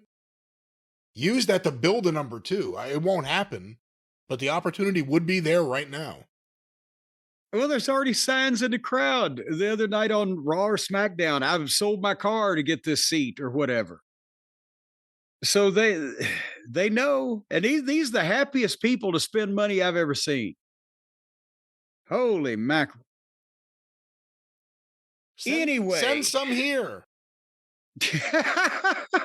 Go in your mommy and daddy's purse and find those little green pieces of paper with the presidents on it. Send them. All right, Soupy. Come on, Soupy. Now, none of that. Anyway, moving along, I guess we should talk about the Dark Side of the Ring episode that aired this past week. It's the semifinal episode of the season. Next week is the finale.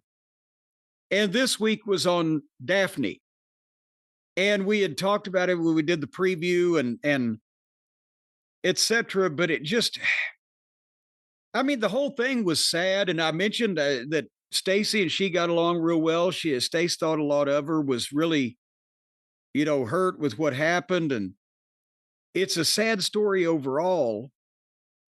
But, and we'll talk about the show first, but also it just, again, brought up to me why that there ought to be more, how can I say this? Sane, level-headed fucking people in charge of what people are allowed to do or not do on wrestling programs. Not just now, but 15 years ago. It still existed as an issue. It just has gotten worse. But I was just seeing this show. Are you referencing the concussion, the TNA concussion that they showed? Well, yes. And the thing that led to it and the bullshit she had to go through afterwards. But just the thing is that this wasn't really a wrestling show per se of a long career, because unfortunately her career wasn't very long. And probably rightfully so, there was a wrestling connection to it, but it was just the story of Daphne herself and how she ended up getting into something that she really enjoyed and tried to pursue it as a dream, but ended up through mental health issues and, being taken advantage of, quite honestly. She ended up worse off for being involved with it. And I never knew that she got started as an actress with WCW. I knew peripherally she had been on WCW programming and the stuff that she did with David Flair and Devin Storm, etc. But I thought she had started in the Indies and didn't know that, she had just answered a audition call or whatever, and was apparently in movies as a kid. I didn't know she was in Santa Claus the movie.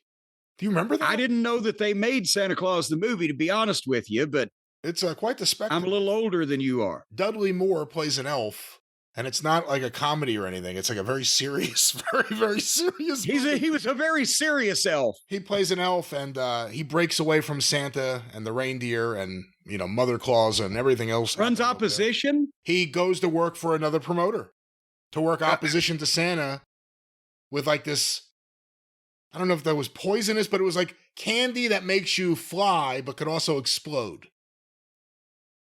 And then eventually, he sees his evil ways and misses his fellow elves and returns to Santa's love. Santa Claus, the movie. She was in it. Or the 80s in a nutshell, yes. Well, anyway. Well, they said it. They said Santa Claus. They didn't say Santa Claus, the movie, but that's the only Santa Claus I know. Somebody out there is going to send us a list of movies featuring Santa Claus Conquers the Martians. That was a good one, too. Nevertheless, back to Daphne. When WCW folded, and of course they didn't go into a chapter and verse, but she was peripherally back and forth with indies. I think she quit the wrestling business for a while, but then wanted to get back in it. And I think I mentioned last week, I think I switched 2004 and 2006 or whatever, but she was in OVW here in 2003. For a very brief time when she got the developmental thing, and then boom, she was gone again. I think they also might have sent her to Deep South for a while because she didn't spend much time here.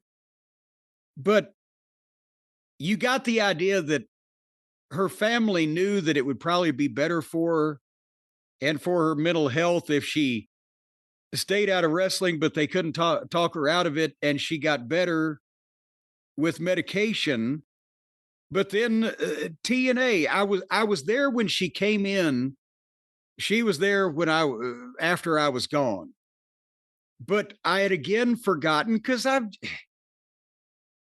lot of the stuff in TNA I didn't commit to memory. I remember obviously Daphne being there, but I forgot she had done the Sarah Palin thing.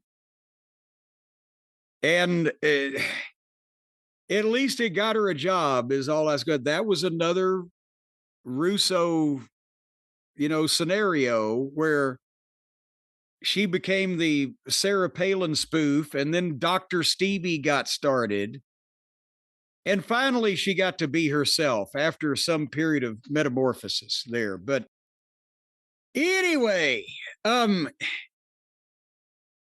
never seen the bump that she took that injured her that they had talked about, because that was after I think I'm going to say that was the period like 2 or 3 months after I was gone from TNA is when the bump took place.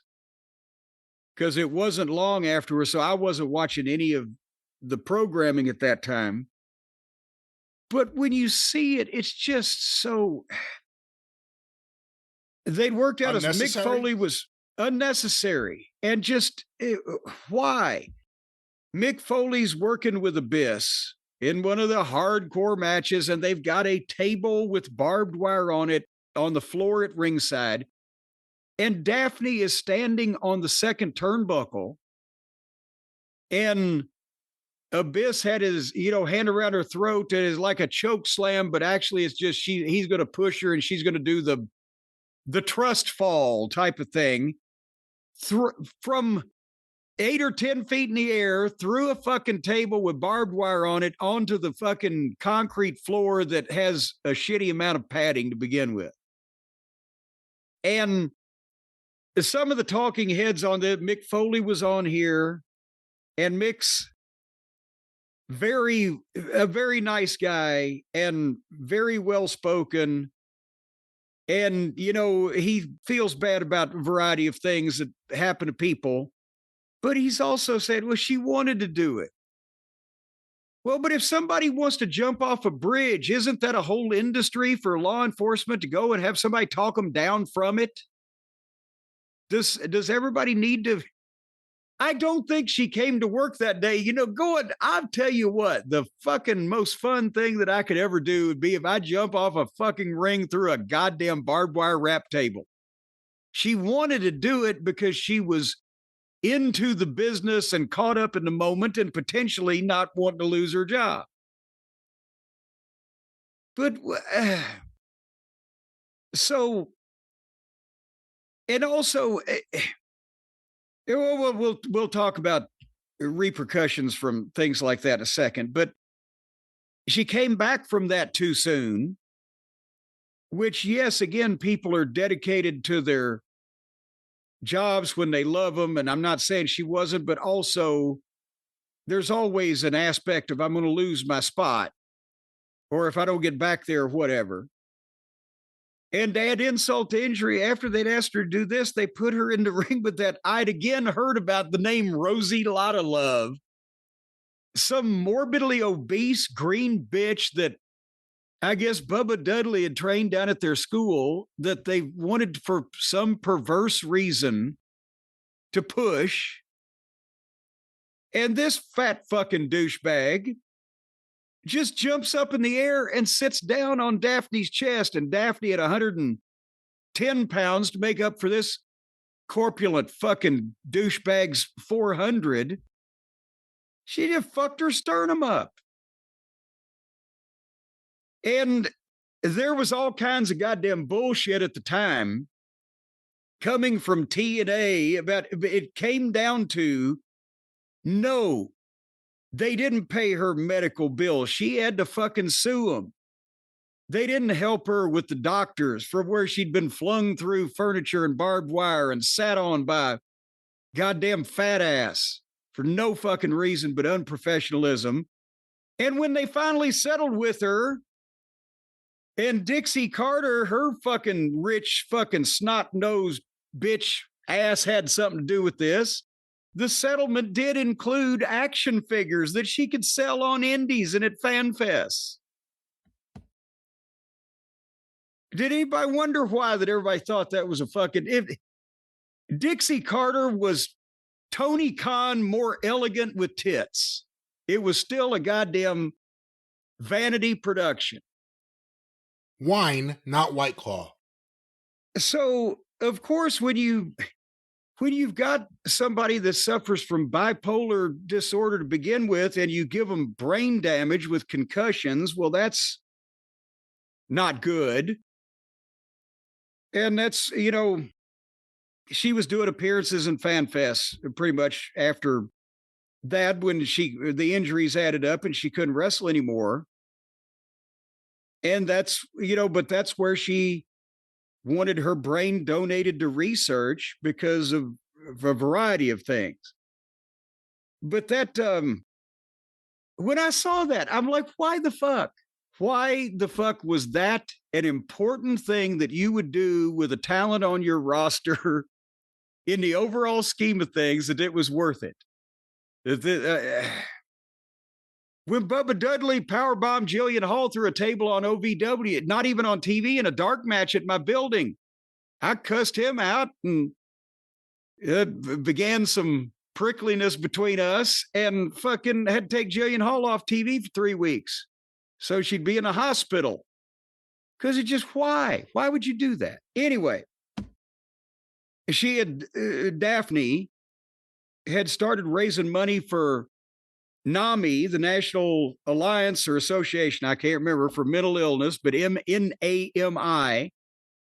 And you may remember Stacy did a fundraiser a couple of years ago on our website in honor of Daphne with the t-shirts. But, this was just a sad episode. They finished on the only uplifting note that they could find, that she trained a girl that had been badly injured and had all kinds of health issues to have a match and fulfill her dream or whatever. But it was hard to have an uplifting end to this one. I've rambled, Brian. What'd you think? Don't be too tough. No, I actually thought, as far as an episode, if you take away the whole idea it's a wrestling documentary of any sort, I think it's one of their strongest episodes. I think a lot of that's because they had really good talking heads who could genuinely speak to a lot of things. I have questions from watching in terms of timeline and everything, and I know that's sometimes a problem with some of these, but by and large, I think they did a really good job. It was definitely one of the saddest ones, if not the saddest one ever. Because almost from like the jump, you're kind of, everyone, you can kind of tell it's a sad one. Good to see Devin Storm. I've known him a long time, and he's one of the good guys, and always nice to see him and that he's healthy. And we should identify that he is Crowbar or Chris Ford. I can't remember how they chironed him, but he'll always be Devin Storm to us because of Dangerous Devin Storm. His connection to Dennis Corluzzo. And what was Dangerous Devin Storm's hometown? Do you remember? Oh, good Lord. No, I'm ashamed I don't. Pacific Palisades, California. That's where he got that accent. By way of North Jersey, that's right. But at any rate, next week, Muhammad Hassan. I'm looking forward to see this one. Yeah, this one I'm really looking forward to. Yeah, this was a horse of a different color in that it wasn't, and I've said this when we talked about it before, it wasn't really a tragedy for poor old Mark Magnus, Mark Capani. He ended up being a successful professional educator and in the school system and everything, and a normal adult human. But boy, they gave him a career homicide with that gimmick. But Muhammad Hassan will be next week, and I will be adding some comments to that one. I took him and Davari out to get their first Arab clothes. You know that, don't you? Over to Men's Warehouse. I believe so. I believe you said that before. Yeah, I just took them in and said, make them look like they got money. Oh, but the question is... Nothing says money like Joseph Aboud. Well, hey, he's Arab. See? But the thing is, what is too dangerous? What is just ridiculous? What is not worth it? And I was thinking about that because this was just a couple months after I was gone, and I was gone a couple months after Jeff was gone. And I would like to think that maybe if I had been at that show, I could have called to somebody's attention, why the fuck do this? Because there were a few times that I did that, not necessarily because something was overly dangerous, often because it made one of the main event guys look fucking, or one or more look stupid. And if that was the case, I could get Jeff in the corner and say, Jeff, and if I could come up with a different way to get to the same place in terms of a promo or an angle or whatever. The time that they wanted me as the commissioner to announce Rick and Scott Steiner in a tag team match against Kurt and Karen Angle. And the Steiners were the baby faces. And I walked out, I went down the street to the Wendy's, had 2 triple cheeseburgers, thought of a fucking alternate way to get to the same place they wanted to get in the end without making that match, and went back and sat down with Jeff, and he said yes. And of course, Russo was fucking, his head caught on fire. I think we ended up making it a handicap match with the Steiners against Angle, so the Weasley heel was going to get what was coming to him, but then they turned the tables in the end or whatever, but just to not be ridiculous, right? And there was a deal where I threw my body in front of Eric Young, beating up Sting and Hernandez with a baseball bat before a pay-per-view where they were in main events and he was maybe not even on the card. But in some cases, I have talked people out of or swayed them from doing why? Why do you want to do this? What is the reward for doing this? Because if you've got talent on your program that is over with your audience, and you have got personalities and issues between them that the people are interested in, then you don't need to create chaos with furniture and danger and blood constantly. It's only when you're trying to hot shot, to wave your willy out on the street and say, look at me, look at me. Can you top this bullshit? And, I know a lot of people like to say, well, all of Cornette's businesses went out of business. If all of my businesses, how many businesses have you had to begin with? How many thousands of hours of wrestling, television, and live events have you produced single-handedly? When you have anywhere near that level of experience in that stratosphere, come and see me, otherwise blow me. And in Ohio Valley Wrestling, which not only was a successful training program, but also was one of the only 2 full-time profitable wrestling promotions in the United States of America for 6 or 7 year period, we might have broken a table 3 times a year at the Gardens in front of a fucking 6,000 people. The Hardys and Lita against the Disciples of Sin. Lita put Sin through a table. Or Trailer Park Trash and Flash at the Gardens in their blow-off in front of 4,000 people. They broke a table. We never used barbed wire of any description. We never, as a matter of fact, it was against the law in the state of Kentucky to bleed. So we didn't use blood. But we were the biggest ongoing entertainment attraction at Six Flags Kentucky Kingdom here with wrestling. In Smoky Mountain Wrestling, we used a barbed wire cage and we worked it. The barbed wire was encircling everyone. The idea was to stay away from it, not take bumps in it. That's what they wanted to see. So you give a little bit to them. Never used thumbtacks, never used light tubes, never used real fire on people. We burned a flag or 2. Nobody ever took any bumps on broken glass. Nobody ever broke an unbaked bottle on anybody. And in Ring of Honor, I've told stories about how I tried to talk a few people off the ledge, literally, or would let them do their dive off the balcony only after walking through it and even making sure that the goddamn railing wasn't slick. Think about things ahead of time and determine whether it's worth it or not. But this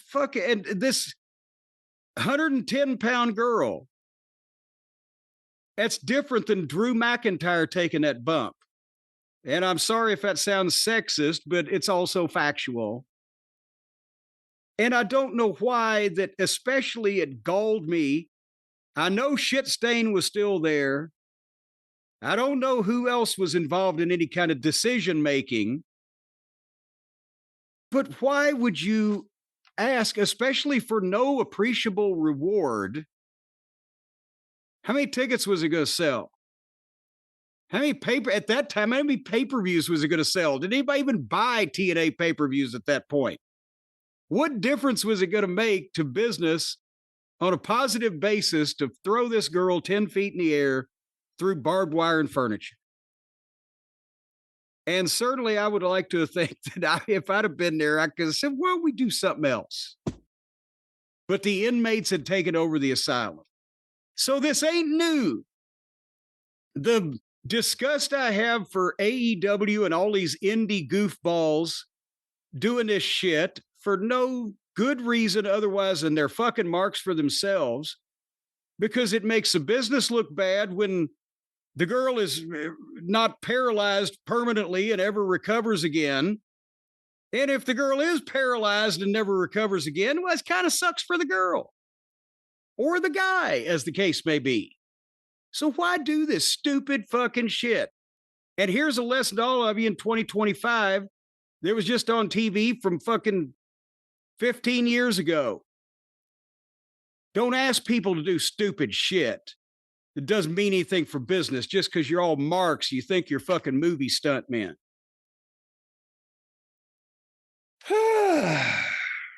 I'm sorry, Brian. What do you think? Well, like you said, a lot of these things have no impact. So what are you really doing?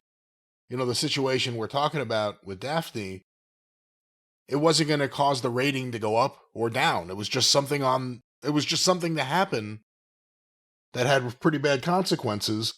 There's a lot of that. Look, how many guys we're going to find out really hurt their necks and their shoulders and their backs from being big, so they had to always be out there to catch whoever was flipping off whatever on the floor. You know, we're going to hear about, I mean, it's a pro-injury style of wrestling right now. And, you know, Mick Foley justifies everything that he did because it's what he wanted to do. And that's how he could justify that for anyone else. But that's kind of the problem right now. You don't have the leadership. But you know what another difference was? The stuff that Mick Foley did, and of course we've said people abused it and thought they could do the same thing without seeing Mick's other talents and appeal and etc. But Mick Foley had a legitimate reason to believe that if he got over on top, he could make 7 figures a year, and he did. There was never a goddamn position or a spot open or a way in the freaking world that Daphne was ever going to make the same amount of money as Mick Foley, but she's out there taking the same kind of bumps. And at some point, you know, yes, we all enjoyed being in the wrestling business because it was fun performing in whatever we were performing. But at some point, you have to be halfway, you know, a level-headed person and realize what you should be or shouldn't be doing with your body. And also the company that is, or the promotion or the entity that's doing the thing has to, I mean, I always wanted the guys to fucking go out and have any match they wanted to have. But if somebody had just decided they were going to go up to the second level of the building and take bumps off the balcony and I didn't know about it, I'd have fired them if they lived. The promotion has to have some responsibility for not letting some of these people make decisions they shouldn't make. And that refers to the guys, the girls, and everybody in the business these days, just because they think it's so much fun. It ain't gonna be fun, as they used to say, when you're sucking soup through a straw, or when you're riding around in your motorized wheelchair. I think a sad reality is that too many wrestlers see a lot of these things that you're talking about, whether it's thumbtacks or, the chair shots really aren't the issue they once were, but a lot of these different things, I think too many see it as a rite of passage. Like it's something you're supposed to do. It's become normalized both on the independent scene and on the mainstream scene. But what's the matter then with the younger generation? If there'd been any rite of passage for anything that I ever wanted to do in my life, whether fucking for fun or profit, and somebody said, well, first you got to fall in some thumbtacks. Well, fuck you. I'll find something else. Thank you. And you mentioned chair shots. That's another thing that was an issue because they made it one because they were idiots and they were marks for themselves. Chair shots were never given in wrestling with full force to the fucking head with no hands, no blocking, no art, no trick of the trade, no whatever. Almost never. The people that did do it didn't get a chance to do it too much more. People would just not let them hit them with a chair. But then the ECW idiots and all of the hardcore bullshit, they started to, how hard can you hit me and I can take it? Because we want to make it real. Well, what you did was you made everything else phony and you made yourself stupid. And because people were conditioned to chair shots delivered as the art. Bobby Eaton could give or take one. Every professional could give or take one. I would much rather be hit by a chair by anybody in the territory wrestling days than again stand under one of these fucking awkward fuckers trying to catch them. But when they became marks and decided to do it for real, then everybody got up in arms. Well, now with what we know about concussions, there shouldn't be any chair shots. No shit, there should have been no chair shots anyway, you dumb fuckers. Where were we going with that? What is too dangerous? What should be allowed? Well, what is the a lot of yes. The art of pro wrestling is simulating conflict in a manner in which it might hurt, but it won't injure you. A lot of things in wrestling hurt, but they don't hurt you. And the things that the guys are doing now that they think somehow makes wrestling more legitimate actually makes it more fake and see-through. Because it's shit that requires much more setup, much more obvious cooperation. And then you get your holy shit moment where it's like, holy shit, they're both dead. But that's the antithesis of what you're trying to get out of wrestling. The idea that there isn't cooperation, and it is a real conflict, and that's what you're supposed to make look real. That's totally forgotten. So, in effect, you're damaging yourself for real to the people that most know that the shit you're doing is phony. So y'all can have it. I need a drink, Brian. Oh, do you now? I need a drink. Now, a lot of people are saying, Cornette, we didn't know you were a tippler. We didn't know you were a booze hound, a wino. No. Au contraire, mon frere. Because now, Brian, you know what? You can have a delicious, refreshing drink with no alcohol, no hangover. You can relax without feeling like you were polaxed with our friends at Cornbread Hemp and their THC seltzers. Because do you know that now more people are consuming the cannabis than consuming the alcohol? Because think about this now. Makes sense. No hangover, no questionable bad decisions. Boy, talk about the wrestling profession. You're not going to be out there driving like a drunk maniac, bouncing off the walls of the interstate and being a hazard to people. You're just going to relax. And with laugh. the new line of... And enjoy music. And laugh. You can enjoy not your music. Nobody will. Hey, They have a black tar heroin wouldn't help what's your problem? Your shit, but no, the THC seltzers that Cornbread Hemp has launched, they taste great, they feel great, and they're less filling, to coin a phrase there, because it's a low-calorie drink, 30 calories, 5 grams of sugar, but it's made with pure THC and all natural ingredients, no synthetics, no pond water, no effluvia from the city sewage system. This is, I'm telling you what, it's pure as the driven snow, and it hadn't even drifted yet. Each of these cans of seltzer, and listen, by the way, to the incredible flavors. I'm talking about the Blueberry Breeze, juicy, fresh blueberries with a soft, fizzy finish. You've got the Peach Iced Tea, ripe peaches blended with smooth, refreshing iced tea. That's not for me, because you know me and tea. But I like peaches. And the Raspberry Limeade, bright, sweet raspberry and bold, tangy lime, or salted watermelon. The perfect thing for the summer cookouts. You're grilling out. You got the burger, you got the dog, you got the salted watermelon with the THC, and pretty soon you're pickled without a hangover the next day. I wouldn't say pickled. I would say enjoying that barbecue. With your... Yes, don't climb up into the barbecue, folks. Do not curl up. It may be a warm spot, but do not curl up into the barbecue. I don't know why you would even say that. I don't think that was on anyone's mind, but you could check out these fine seltzers. The Blueberry Breeze sounds very nice about now. Yes, as a matter of fact, we got the sampler fizz box. The Blueberry Breeze. It's a soft, fizzy finish. It's a blue fizz.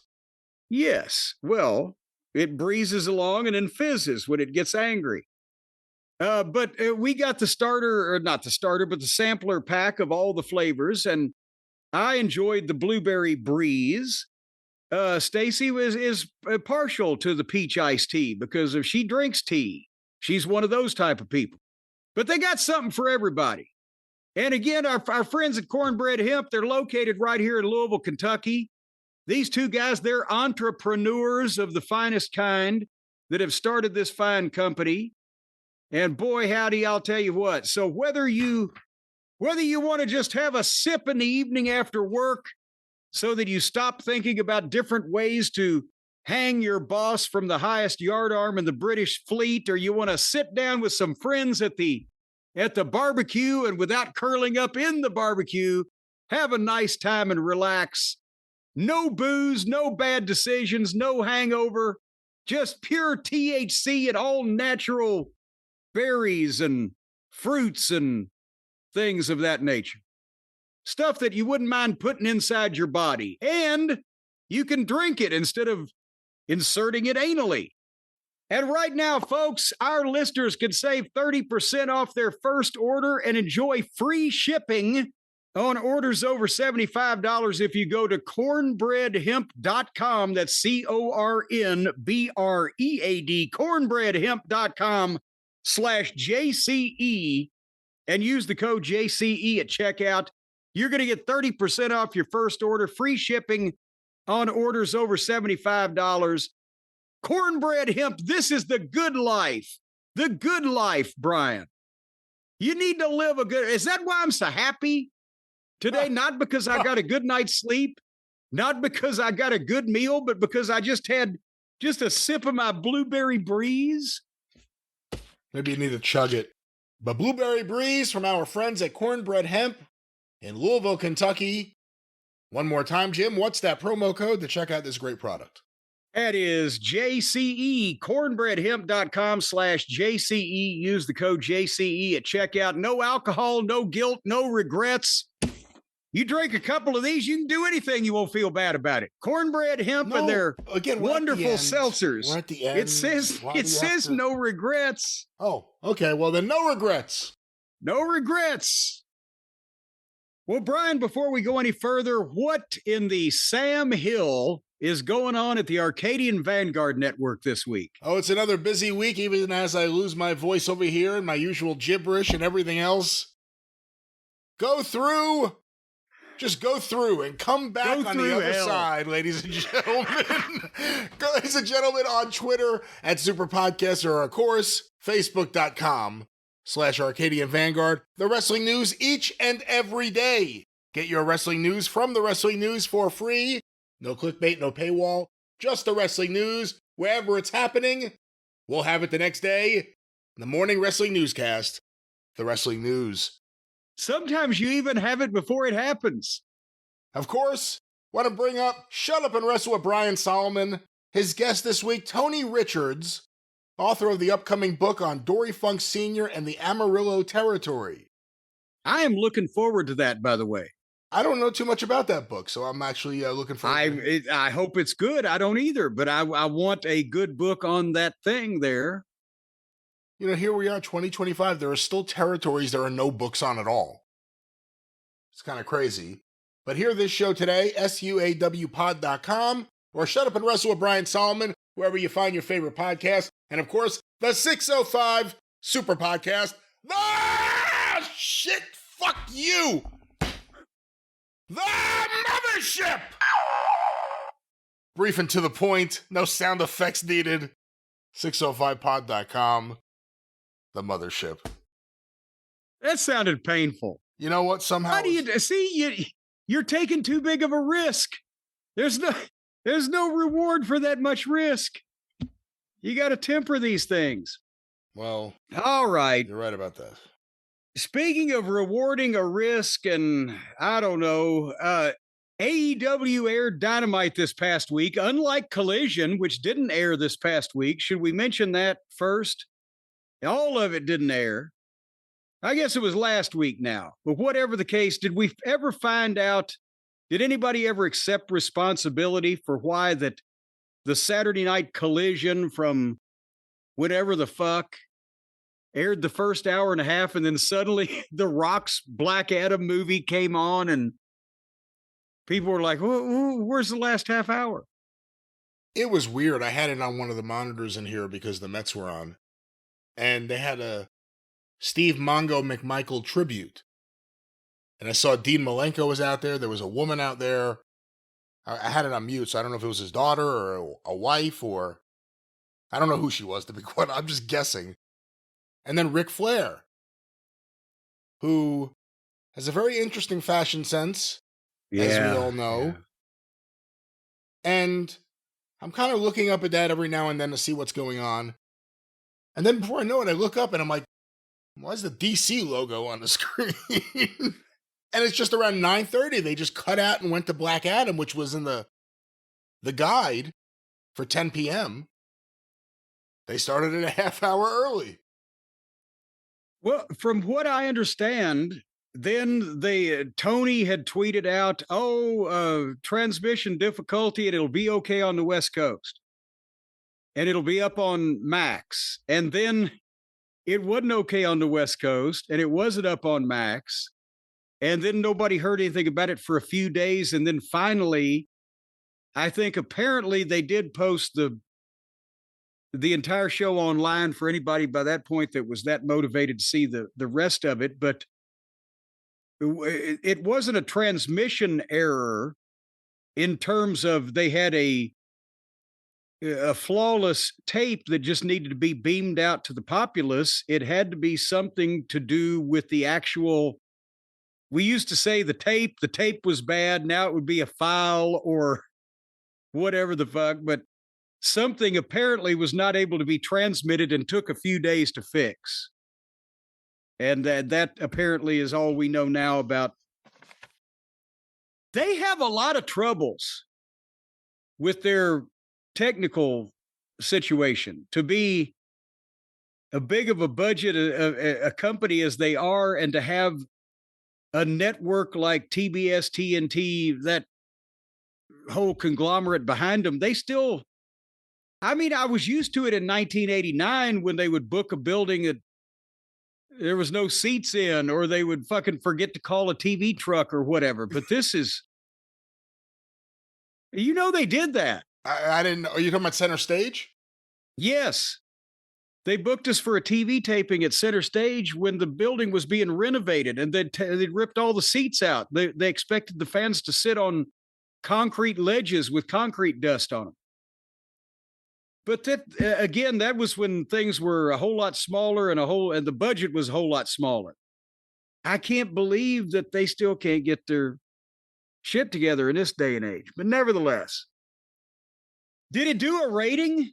Black Adam should have helped them for the last 2 quarters. Dude, I didn't even check. What do you think just about the symbolism of it? The idea they go off the air, have WWE's board member come on in his biggest passion project to date. They should have had a special promo tape just in case with Rock saying, "Hey, you want to see some real shit? Cut that other stuff. Put my movie on." And the fucking AEW fans would have lost their minds. They got a scroll at the bottom of the screen saying that there were problems. And then, yeah, I don't know. That was the only thing I knew about the show, really. I wanted to see the Mongo McMichael thing to see what it was. And then they went off the air. They should have that scroll ready, because I think every week, Wednesday night, about 8:15 or so, they should scroll. Yeah, there's a lot of problems with this program. Unfortunately, transmission is not one of them. So anyway, the point is, Collision, part of it aired. Unfortunately, Dynamite on May 21st, all of it aired. From Albuquerque, they should have taken a left turn, Brian. At Albuquerque, they would have come up a better... It would have ended up in Cucamonga. Oh, boy. Yeah, Cucamonga was all over this show. The opening segment was a face-to-face interview with Hangman, Adam Page, and Will Ospreay. And all I've got to say to you folks out there who were fortunate enough not to have witnessed this marathon therapy session, as the kids say, is that Uncle Dave Meltzer thought that this was the most brilliant thing ever, made them both look like stars, and was probably the best face-off this year. That's what I've heard him quoted at. Yes. No, he did not say that. Yeah, and he didn't even qualify best AEW face-off. Like all that shit with Punk and Drew and all that other stuff. Not only was this not any of those, but it also won worst haircut. Oh, Tony Schiavone, who's supposed to be the interviewer, introduces both these guys and then hands off the microphone and stands in the corner like a schmo while they start talking. And once that they have said they're not going to fight, then he just gets out of the ring. Like he was just waiting to make sure he didn't have to fucking exert his authority. And then they let these two twits have their dramatic rendition in the ring with the spotlight just on the two of them, where they try and fail to have this, again, dramatic story behind this that, good God, Ospreay's trying the folksy comedy that falls flat. He wants to have a beer with Paige, but Paige doesn't know where to trust him or not. And it's just over-scripted, rotten material about shit that only these indie level,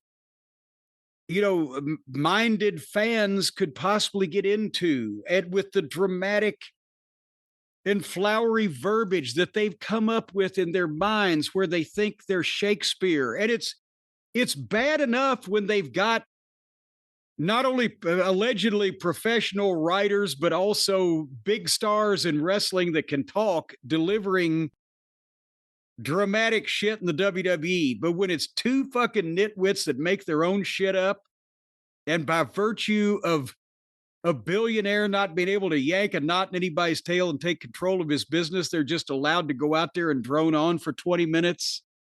Holy fuck. Ospreay really wants to win the title. He wants to bring it home. And he wants to be the main event with Paige at Double or Nothing, even though they got to follow the anarchy in the arena. Matt, like that's going to be hard to follow. And he wants to go on and win the title at the stadium because he starts complaining about his 15-hour flight every week. Every week, mate, I'm jet lagged on Tuesdays. And I'm away from my move to the country you work in, dipshit. He leaves his 6-year-old every Tuesday.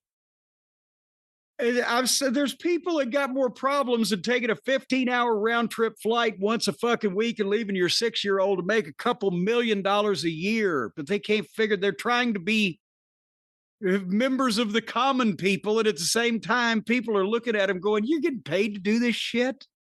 He just hasn't met the right realtor yet. And he knows how bad that Hanger wants it, but he wants it just a little bit more. And at least Osprey tries to have, as a matter of fact, he tries too hard. But he tries to have some oomph to him. But as somebody on Twitter said, his voice sounds like a garbage disposal with a British accent. But then when Paige comes back, he's got the memorized material that he delivers in a stagey way, in a stilted, stiff and unnatural way with lots of big words that if he does use in real life, he shouldn't. And they're enunciated correctly. And he says, well, it's business with you, Osprey. With me, it's personal. That sounds familiar. I just heard that on the other channel not long ago. And Paige, when he starts yelling, he looks like he's going to cry.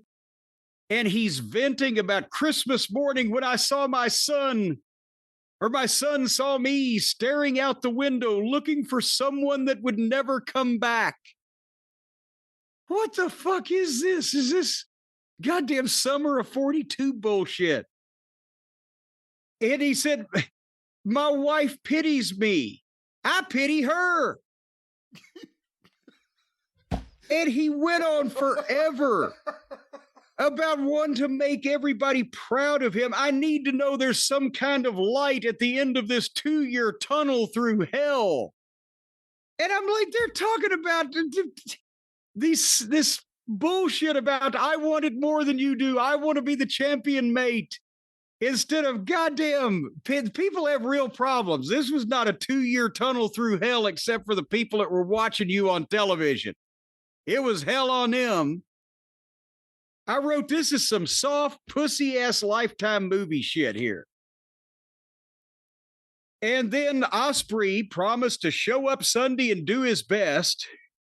And they yelled some more. It wouldn't end. It was a scene from a Backyard Wrestling Federation production on VHS. And finally, Osprey got a pop when he got bleeped for saying fuck. But this... 20 minutes. What about the beer? What about the beer? And then they drank a bunch of beer aggressively at each other. What do you think of that? Because they had the awkwardness of he gives Paige the beer, and of course we know Paige has a drinking problem. The character of Hangman Page has a drinking problem.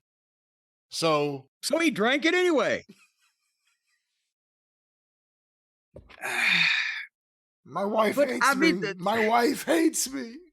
Yes, this is not, we want to hear problems about you screwed me out of the title. You fucking stabbed me in the back. The ordinary shit that wrestlers are supposed to get mad about. Not, all these people, that my reputation, whatever the fuck this shit's about. And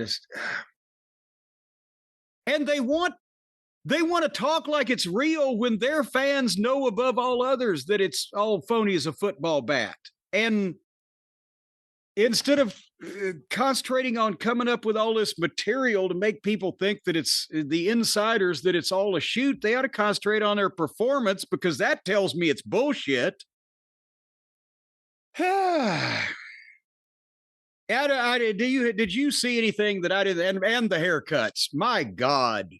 Well, Adam Page kind of got that haircut a ways back, and now it still looks as douchey as it did when he got it. But Osprey, with the conversation being how he needs to dress like a star and be a star if they're going to pay him like a star, and there's a chance the fans will treat him like one, why not be one?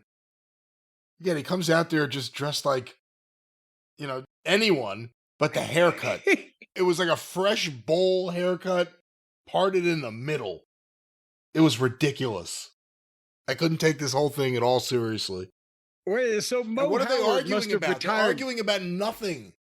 They're arguing about nothing. Well, that's the point. There's no substance to this. It's just who's outperforming the other guy for the benefit of all these fans. That's what they all fucking are on at the end in various ways. And it's just anywho, that was the first segment, but now we got to go to the wrestling, Brian. And they brought out the heavy hitters, the big guns. A 6-man tag team match with Dick the Boozer and the Buckaroos against Samoa Joe, Powerhouse Hobbs, and Swerve Strickland. And even they're in Albuquerque in like a theater of some kind. And it's on a street that there wasn't a fucking car going past. There wasn't a bystander. They've got the Boozer and Marina Schaefer out on an empty street, and then they walk in the door through the empty outer building. And Moxley is just blathering nonsense while he's doing that and punched himself in the fucking chin. And then he comes through the building. So they waste 5 minutes on this. Well, the 10 people who were buying concessions just stand there and watch. Yes, that's the thing is you pass more people in my front yard than he did from the time he went out on the street. And it looks like they're nowhere. Why did they do that? So then here came the Cucamonga kids to no reaction as usual. And they start this match, and from the bell, it goes 20 more minutes after they've done these entrances. And you know the drill. Everybody did a bunch of moves. And finally, Swerve pinned one of the Hardley boys.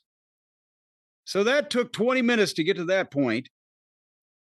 Then here comes Wheeler Useless and Claudio, and the heels beat up the babyface. Marina Schaefer beat up Nana. God damn it. They've done nothing. They never did anything to establish Nana as a manager that had any competence whatsoever. And now even the women just beat him up. He can't do anything. Nana is a black man from fucking New York. Certainly he could be even for 30 seconds with Marina Schaefer, even if she's a goddamn judo expert. One would think. He's a former wrestler. Well, being a wrestler don't mean you're tough anymore, but still he's from New York, for heaven's sake. From you got Queens. From Queens, see? He used to live next door to Eddie Murphy. It's a bad neighborhood. You got to be able to take care of yourself. Anyway, then Shapoopy came in with the phoniest shit of the night. Did you see this? I did. I watched this whole thing. I was entranced by it. Yeah. When everything he did was just like a parody of what wrestling is. It was so see-through. And then Schaefer came in and nutted him. So then they played music.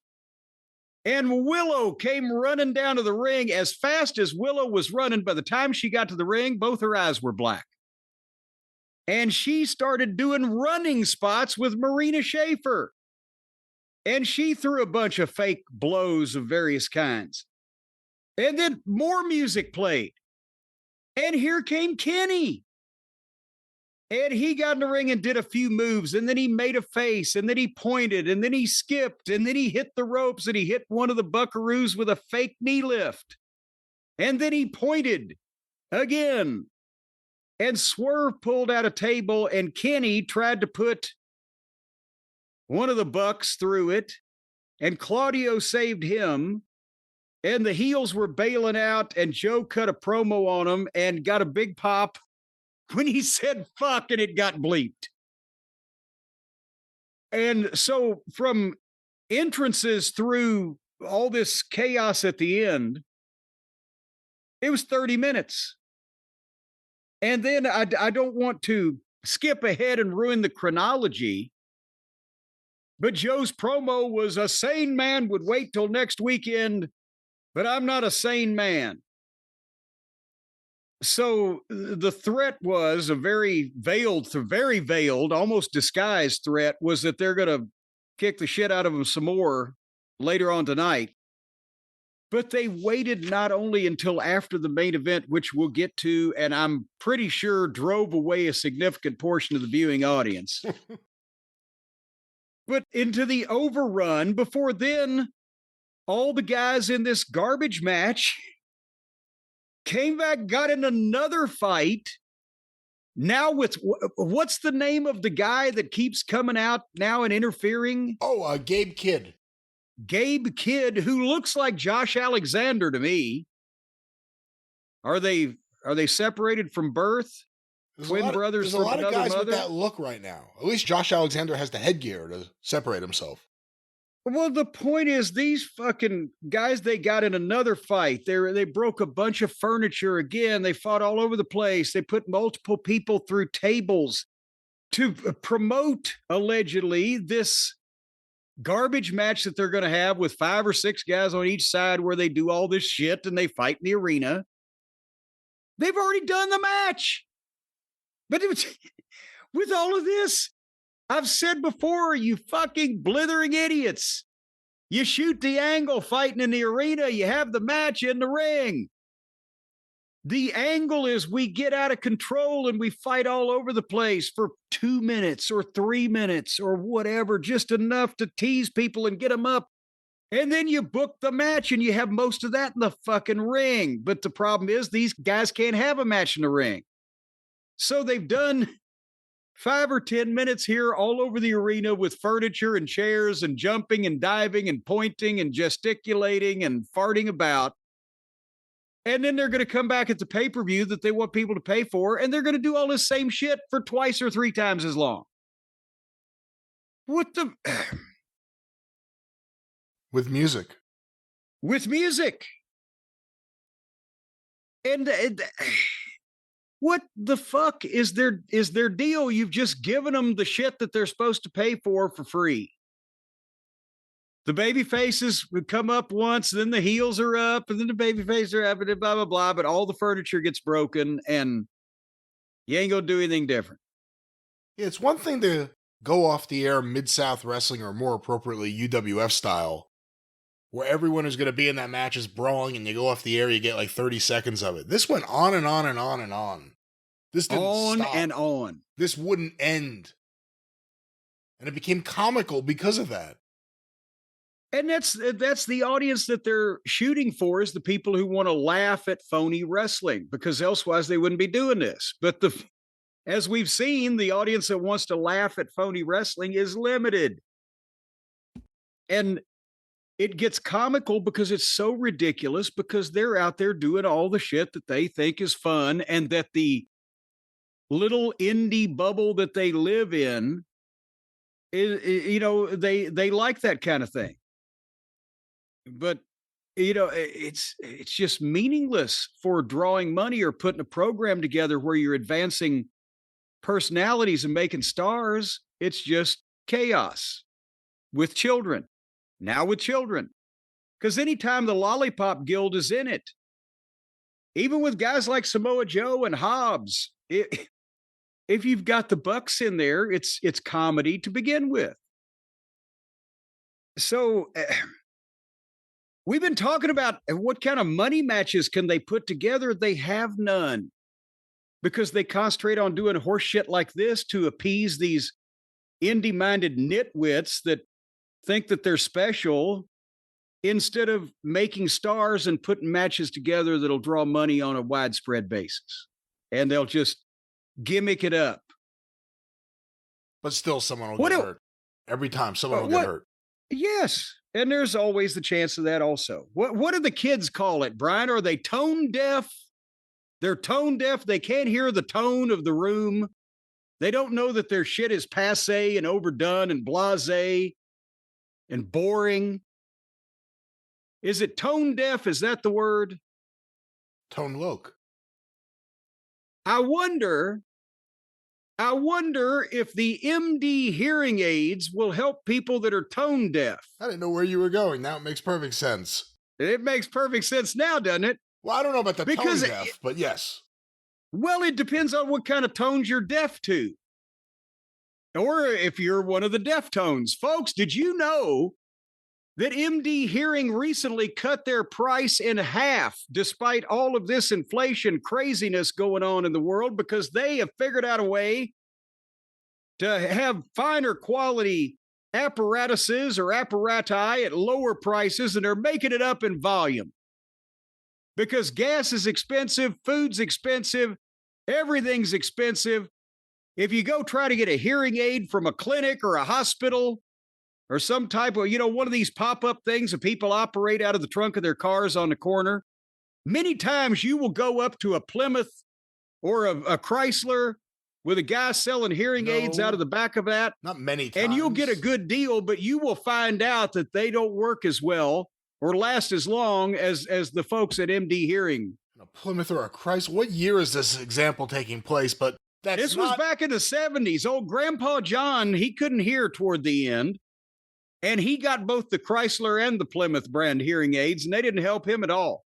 But folks, MD Hearing. Yes, MD Hearing. Let's talk about them. They are great. They make high quality, easy to use, rechargeable hearing aids with exceptional sound quality that are personalized to your hearing profile. And they fit inside your ear. So nobody's even going to know it's there. We've mentioned this before. If they get close enough that they can see this hearing aid, you're allowed to punch them because they're invading your space. You're not allowed to punch it. You have no authority to say that anyway, but you're well, they'd have to be sitting on your shoulder.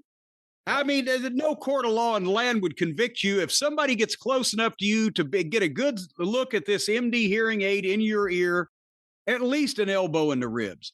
Plus, MD Hearing has just launched the Neo XS, MD Hearing's smallest hearing aid ever. Never take it out, because if you take it out, it's so small, you'll never find it again. Well, no, let's not say never take it out. Take it out when it's time to take it out. No, because you always want to hear. What if you're sleeping in the middle of the night and somebody says, fire? If you ain't got your hearing aid in, you're going to be a crispy critter because you won't hear that.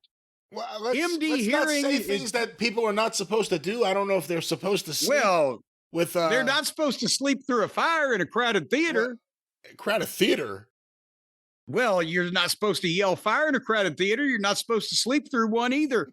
MD Hearing is just as good as premium quality hearing aids that you see about all the time. $297 for a pair of hearing aids from MD Hearing. It's just crazy. That's and Edward S., you know him. He's been in the news. That's why he's not allowed to reveal his last name. He's in the Federal Witness Protection Program. He calls MD Hearing the best hearing aid I have used at any price. Edward was recently rescued from a desert island, and he hadn't heard anything for 40 years. But MD Hearing was founded by an ENT surgeon who saw how many of his patients needed hearing aids but couldn't afford them. Every time he'd go out in his waiting room there, he'd say, next, and nobody would stand up. He made it his mission. Stop it. You're laughing about serious. It's very serious. He made it his mission to develop a quality hearing aid that anyone could afford. And now when he goes out in his office and he says, next, they all stand up and jump him. MD Hearing sold. They have sold to others, and they can sell to you for a great price. Yes, 2 million times they've sold hearing aids to people. I wonder if it's different people. Different people. There are multiple people. What am I defending here right now? I'm talking about great hearing aids for a great price, a new price just for you, a great deal from MD Hearing. Yes, that's what it is. They offer a 45-day risk-free trial, 100% money-back guarantee. And when people are yelling at you, now you'll be able to hear it unless you turn them off. And that's your choice. Get the high-quality, affordable hearing aids you deserve with MD Hearing. Go to Shop MD Hearing, shopmdhearing.com, and use the promo code JCE to get a pair of hearing aids for just $297. That's $149 an ear. Not even. So, Brian, if somebody came up to you and said, hey, if you don't give me $150, I'm going to make you deaf in one ear, you'd do it, wouldn't you? Well, let's not use this kind of example, this kind of thuggery. Let's talk about the people at home who need a little boost, need to be able to hear a little better. A lot of us have hearing loss due to going to concerts and standing near giant amplifiers. MD Hearing, a great resource for you. Or Pyro in TNA's little closet they used to shoot in. And they got a free extra charging case, which is $100 value, is going to come along with the ride for that $297. And again, $150 an ear. What would be the price on your left or right nut? And which are you more fond of, your nuts or your ears? Again, if you want to spend $600, you can take care of your ears and your nuts. Listen, let's get to your nuts if you don't take care of your hearing. Let's get to the nuts and bolts, and that is a great deal for the listeners who need a little help with their hearing. It's one of the senses. Yes, your nuts. Your nuts. If you don't go to shopmdhearing.com and use the promo code JCE to get a pair of hearing aids and a free extra charging case, $100 value for just $297. It's like a sore dick and a busted drum. You can't beat it. Your senses will be working overtime. MD Hearing. One more time, Jim. What's that? Special code. Well, now, if you get your senses to work overtime, they're going to want more money. But go to shopmdhearing.com and use the promo code JCE. That's how you're going to get into all this stuff here. But now I'm not sure about the overtime.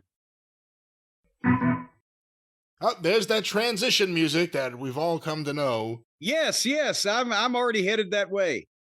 We had, again, the reliable segment of the AEW programs are usually the Hurt Syndicate and the MJF appearances where MJF's trying to get into the group and etc.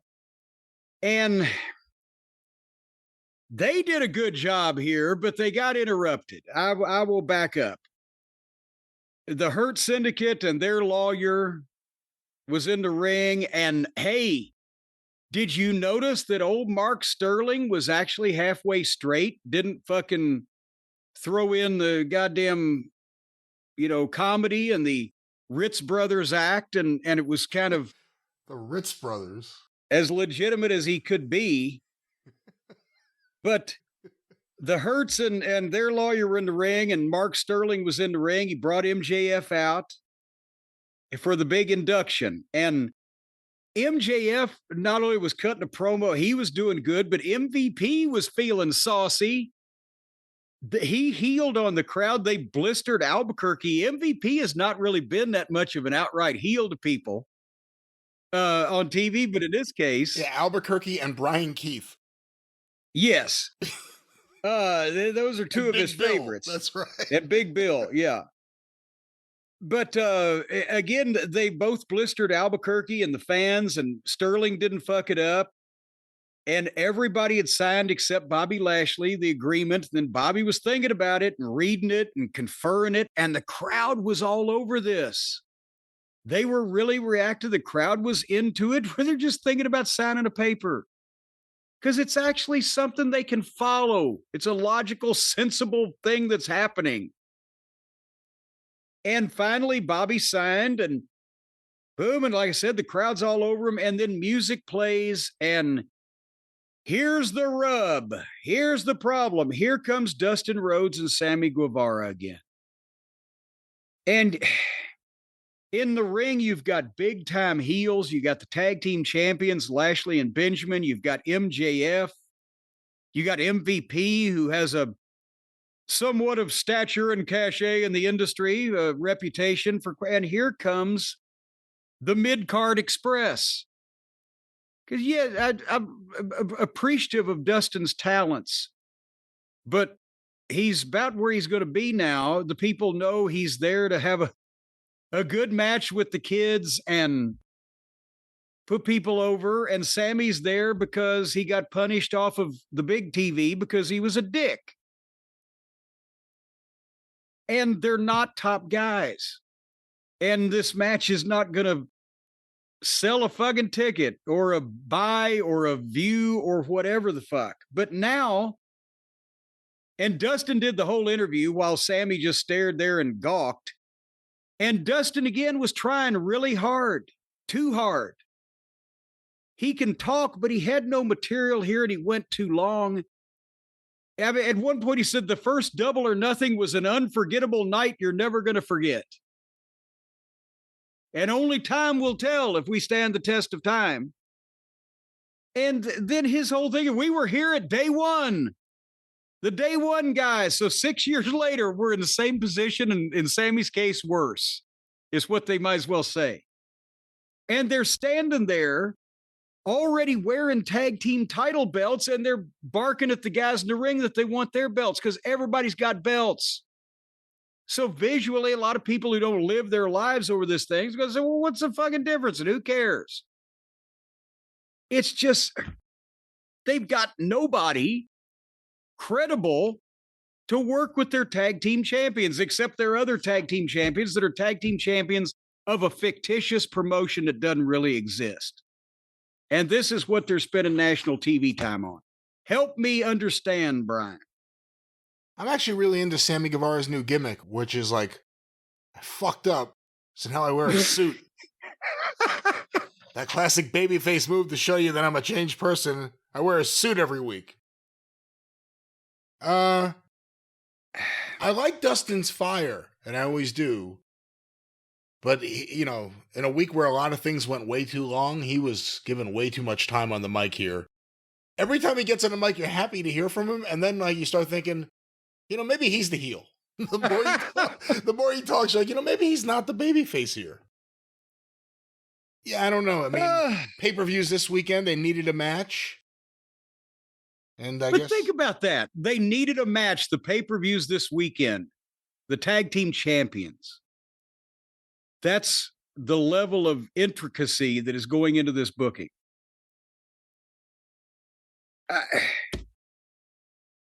All righty then. Did you see the contest between, we just mentioned Anthony Bowens the other day. Where's he been? Well, he was back and Billy Gunn's still in his corner. Caster is still on the missing persons list, but Bowens versus Ricochet. I could have gone for this if they put Bowens over. But Ricochet hit him in the head with Bowens made a comeback. Ricochet rolled out on the floor, reached under the ring when Bowens tried to get him. Ricochet had the golden shears, a pair of gold painted scissors, and stabbed Bowens in the head with the scissors. Even though there was no blood or no hole in his head, he stabbed him in the head with the scissors. And Bowens sold it like, oh. And then Ricochet hit his little clothesline finish on him. The scissors being stabbed in his head wasn't enough. The clothesline was what finished him off. It was a horrible finish, poorly executed. Why? If he was a tailor or a quilt maker, maybe then scissors should be his gimmick. But the quilt maker? You know what? Quilt maker. In this case, it actually works if you're finishing Bowens up. His whole thing was scissor me. And then Ricochet scissored him. And son of a bitch. You're right. He scissored him, Daddy. And the thing is, that is actually kind of cute. And they didn't even think of it themselves. He'd been using the scissors independently of the Acclaimed. Right. It wasn't building up to this. No, it just was out of nowhere because he used scissors before on other people. And then Ricochet leaves the ring, but Mark Briscoe comes out wheeling a gurney. They're going to have a stretcher match, Brian, between Mark Briscoe and Ricochet. And again, do you know the reason why that they decided to book a stretcher match between Ricochet and Mark Briscoe? This was reported by Uncle Dave, who's the mouth organ for Tony Khan. Actually, I have no idea why. I was wondering that. Because the first time that Tony Khan's father, when he was a little kid, a little teeny tiny baby, took him to see wrestling outside of Illinois, where they lived, it was the ECW arena, and Sabu was at a stretcher match. So naturally, that means that Ricochet and fucking Mark Briscoe need to be in a stretcher match this week on the pay-per-view. I think it's more likely that Tony saw Elegante versus Sid Vicious in a stretcher match. Well, I have a feeling that no one left on a stretcher. Where Sid lost without losing on a stretcher. No, he got on the stretcher, and then as soon as they called it, he stood up and walked out. But I think that one will be better than this one because from what I heard, I try to block the commentators out, but I believe they said the winner is going to be the first person to put the guy on the stretcher, wheel him out of the arena, put him in the ambulance, and close the door like a coffin match or a goddamn casket match. Oh. But if that's the case, then the first time they go in the back, they're pretty much going to have to stay there unless they come back out to the ring and wrestle longer and then take a few more trips, which means it's just going to be full-on garbage from the start to the finish. So which they've already got a full-on start-to-finish garbage match in the multiple-man arena assholes match. And then, so yeah, this is going to be really bad. Did I miss anything about Bowens and Ricochet before we move on to the main event? I don't think so. No. Okay. Well, it's a double main event. There was a main event face-to-face confrontation and then a main event match. The main event face-to-face confrontation was Renee Moxley Good in the ring with Jamie Hayter and Mercedes Moon. And I wrote, oh, fuck no. I've got shit to do, and it doesn't include watching Mercedes Moon do a bad audition for her acting reel, which, when I stopped to listen to a little bit of it in the middle, was what she was doing. Has there ever been a worse promo, a more phony individual, apparently in real life as well as on television, than Mercedes Moon? She thinks she's goddamn Greta Garbo. And I mean, it's just, this is the girl that can't find her way out of the woods by her own admission. Well, according to Monet Mag. According to Monet Mag, which she apparently is the ghostwriter for. Yeah, apparently she's the publisher, the editor, the head writer, everything. And so anyway, they did that. And poor Jamie Hayter, again, looking like a fucking fluorescent fucking gummy bear. And then the main event wrestling match was Mina Mellons versus Julia Hart, with Tony Storm sitting next to the announcers, slipping in what they allegedly call commentary. That was it. That was the main event. They think because they're teasing, they have done a light tease of all of these idiots getting back together for a reprise of their garbage match, that they will sit through Mina Mellons and Julia Hart. I can't wait to hear the ratings. I don't know anything ahead of time. But that went over to the overrun, and then the aforementioned, we talked about it earlier, they had the reprise of the 10-man garbage match fellows with more furniture.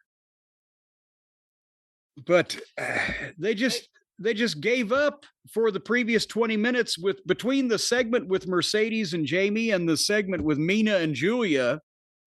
Everybody else had moved on, had they not?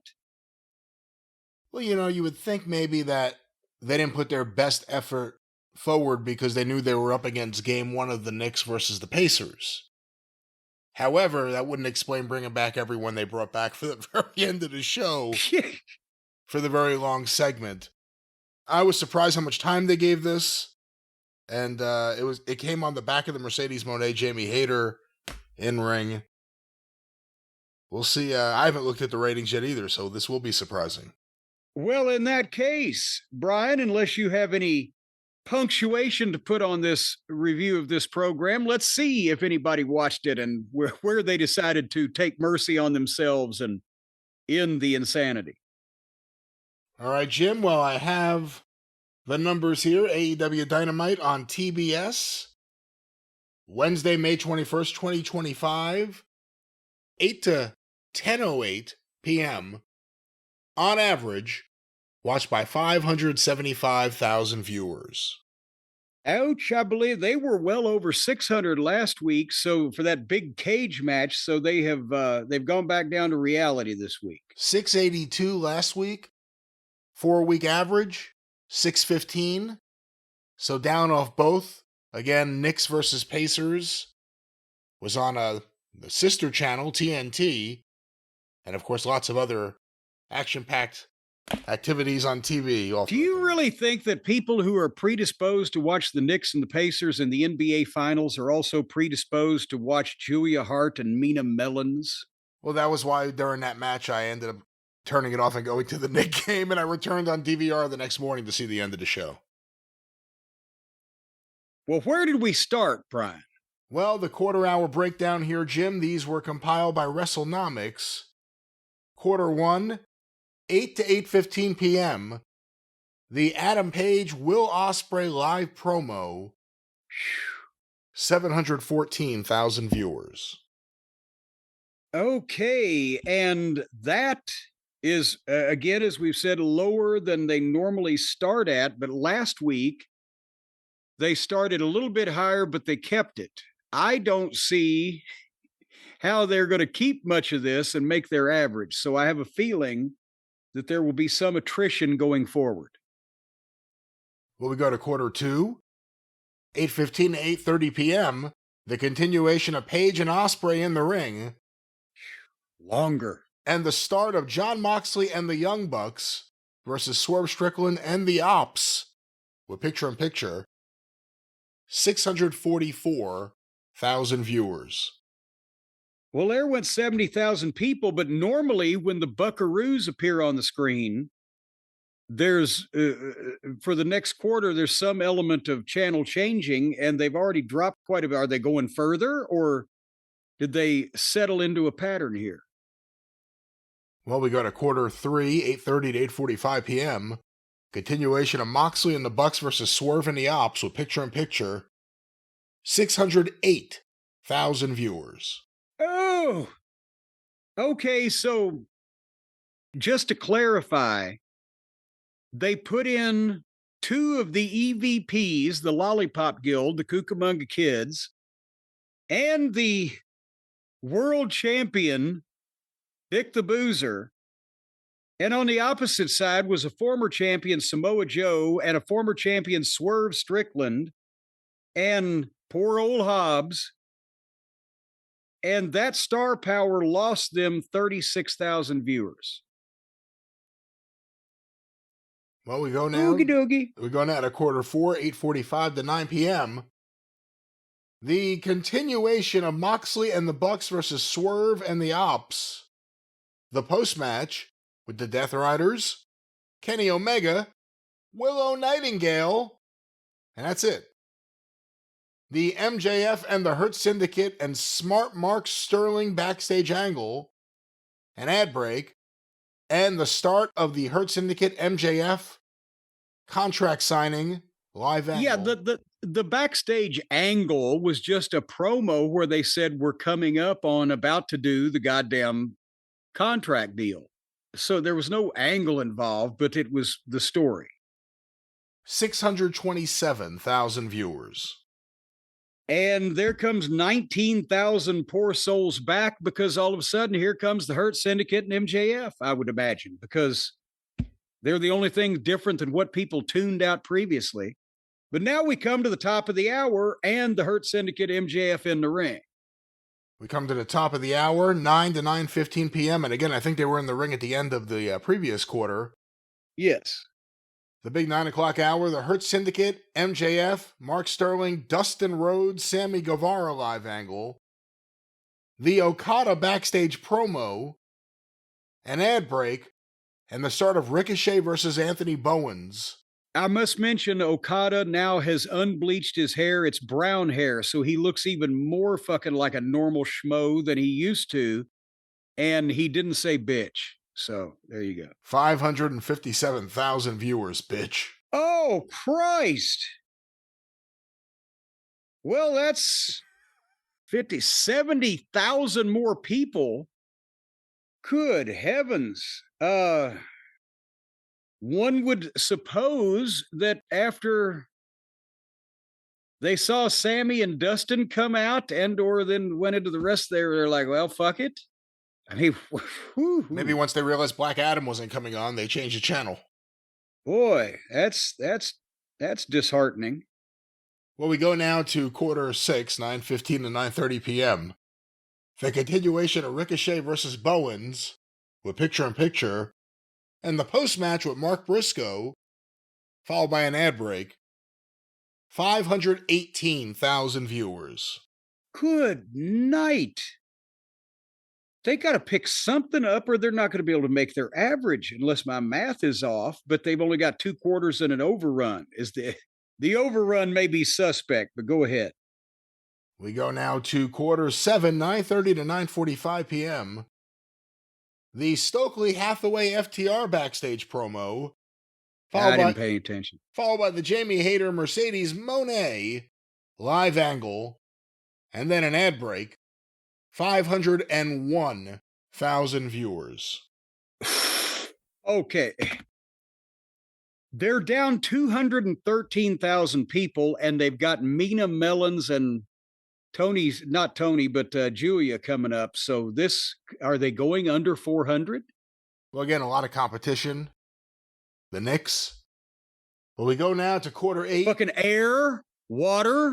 We go now to quarter 8. I remind you, we have an 8-minute overrun. 9:45 to 10 p.m. Mina Shirakawa versus Julia Hart with picture-in-picture, and the post-match with Toni Storm. 495,000 viewers. Wow. 8-minute overrun. The Young Bucks, Death Riders, The Ops, Kenny Omega, Swerve Strickland, Willow Nightingale, Prince Nana, Gabe Kidd live angle. 455,000 viewers. Oh, good Lord. They lost 40,000 people on the overrun with their big feature match for the pay-per-view. So that they lost 259,000 viewers in the course of the program. They started with 714, ended up with 455. That's 40% of the audience, approximately, that they started with, that they ended up with by the time the thing was over. And if we did the deal where we took out the first quarter number and we took out the overrun number to get their real viewership, that might help them this time. I think that's crazy. Yeah, that's true. Because the overrun used to artificially inflate the number. Now it's dragging it down. Well, again, this doesn't include Max. No, because MJF was watching another program too. I don't mean as a Nielsen viewer. I mean it doesn't count the gigantic streaming numbers with Max. Yet millions and millions of people on Max are, because it's the younger generation. It's what's hip with the cool kids and the hep cats. All righty, well, you know what the next program is that we're going to do. It's yours, and we're going to talk about Saturday night's main event and Double or Nothing. We know we're betting on nothing rather than double, and plus whatever else crazy stuff goes on in the world of wrestling over the next few days. Yeah, something's got to happen. Tony Khan's been kind of quiet. He hasn't twerped off lately. Something's got to happen. Well, if Tony twerps off, we will be there. Is he twerping or twerking?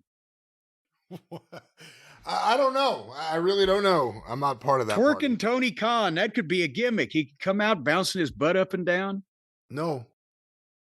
No? No. All right. MD hearing, folks, or $150 an ear for a nut or an ear or whatever. Until the drive-through in a few days and the experience next week here on the program. For Brian, I am Jim. Thank you. Fuck you. And bye-bye, everybody.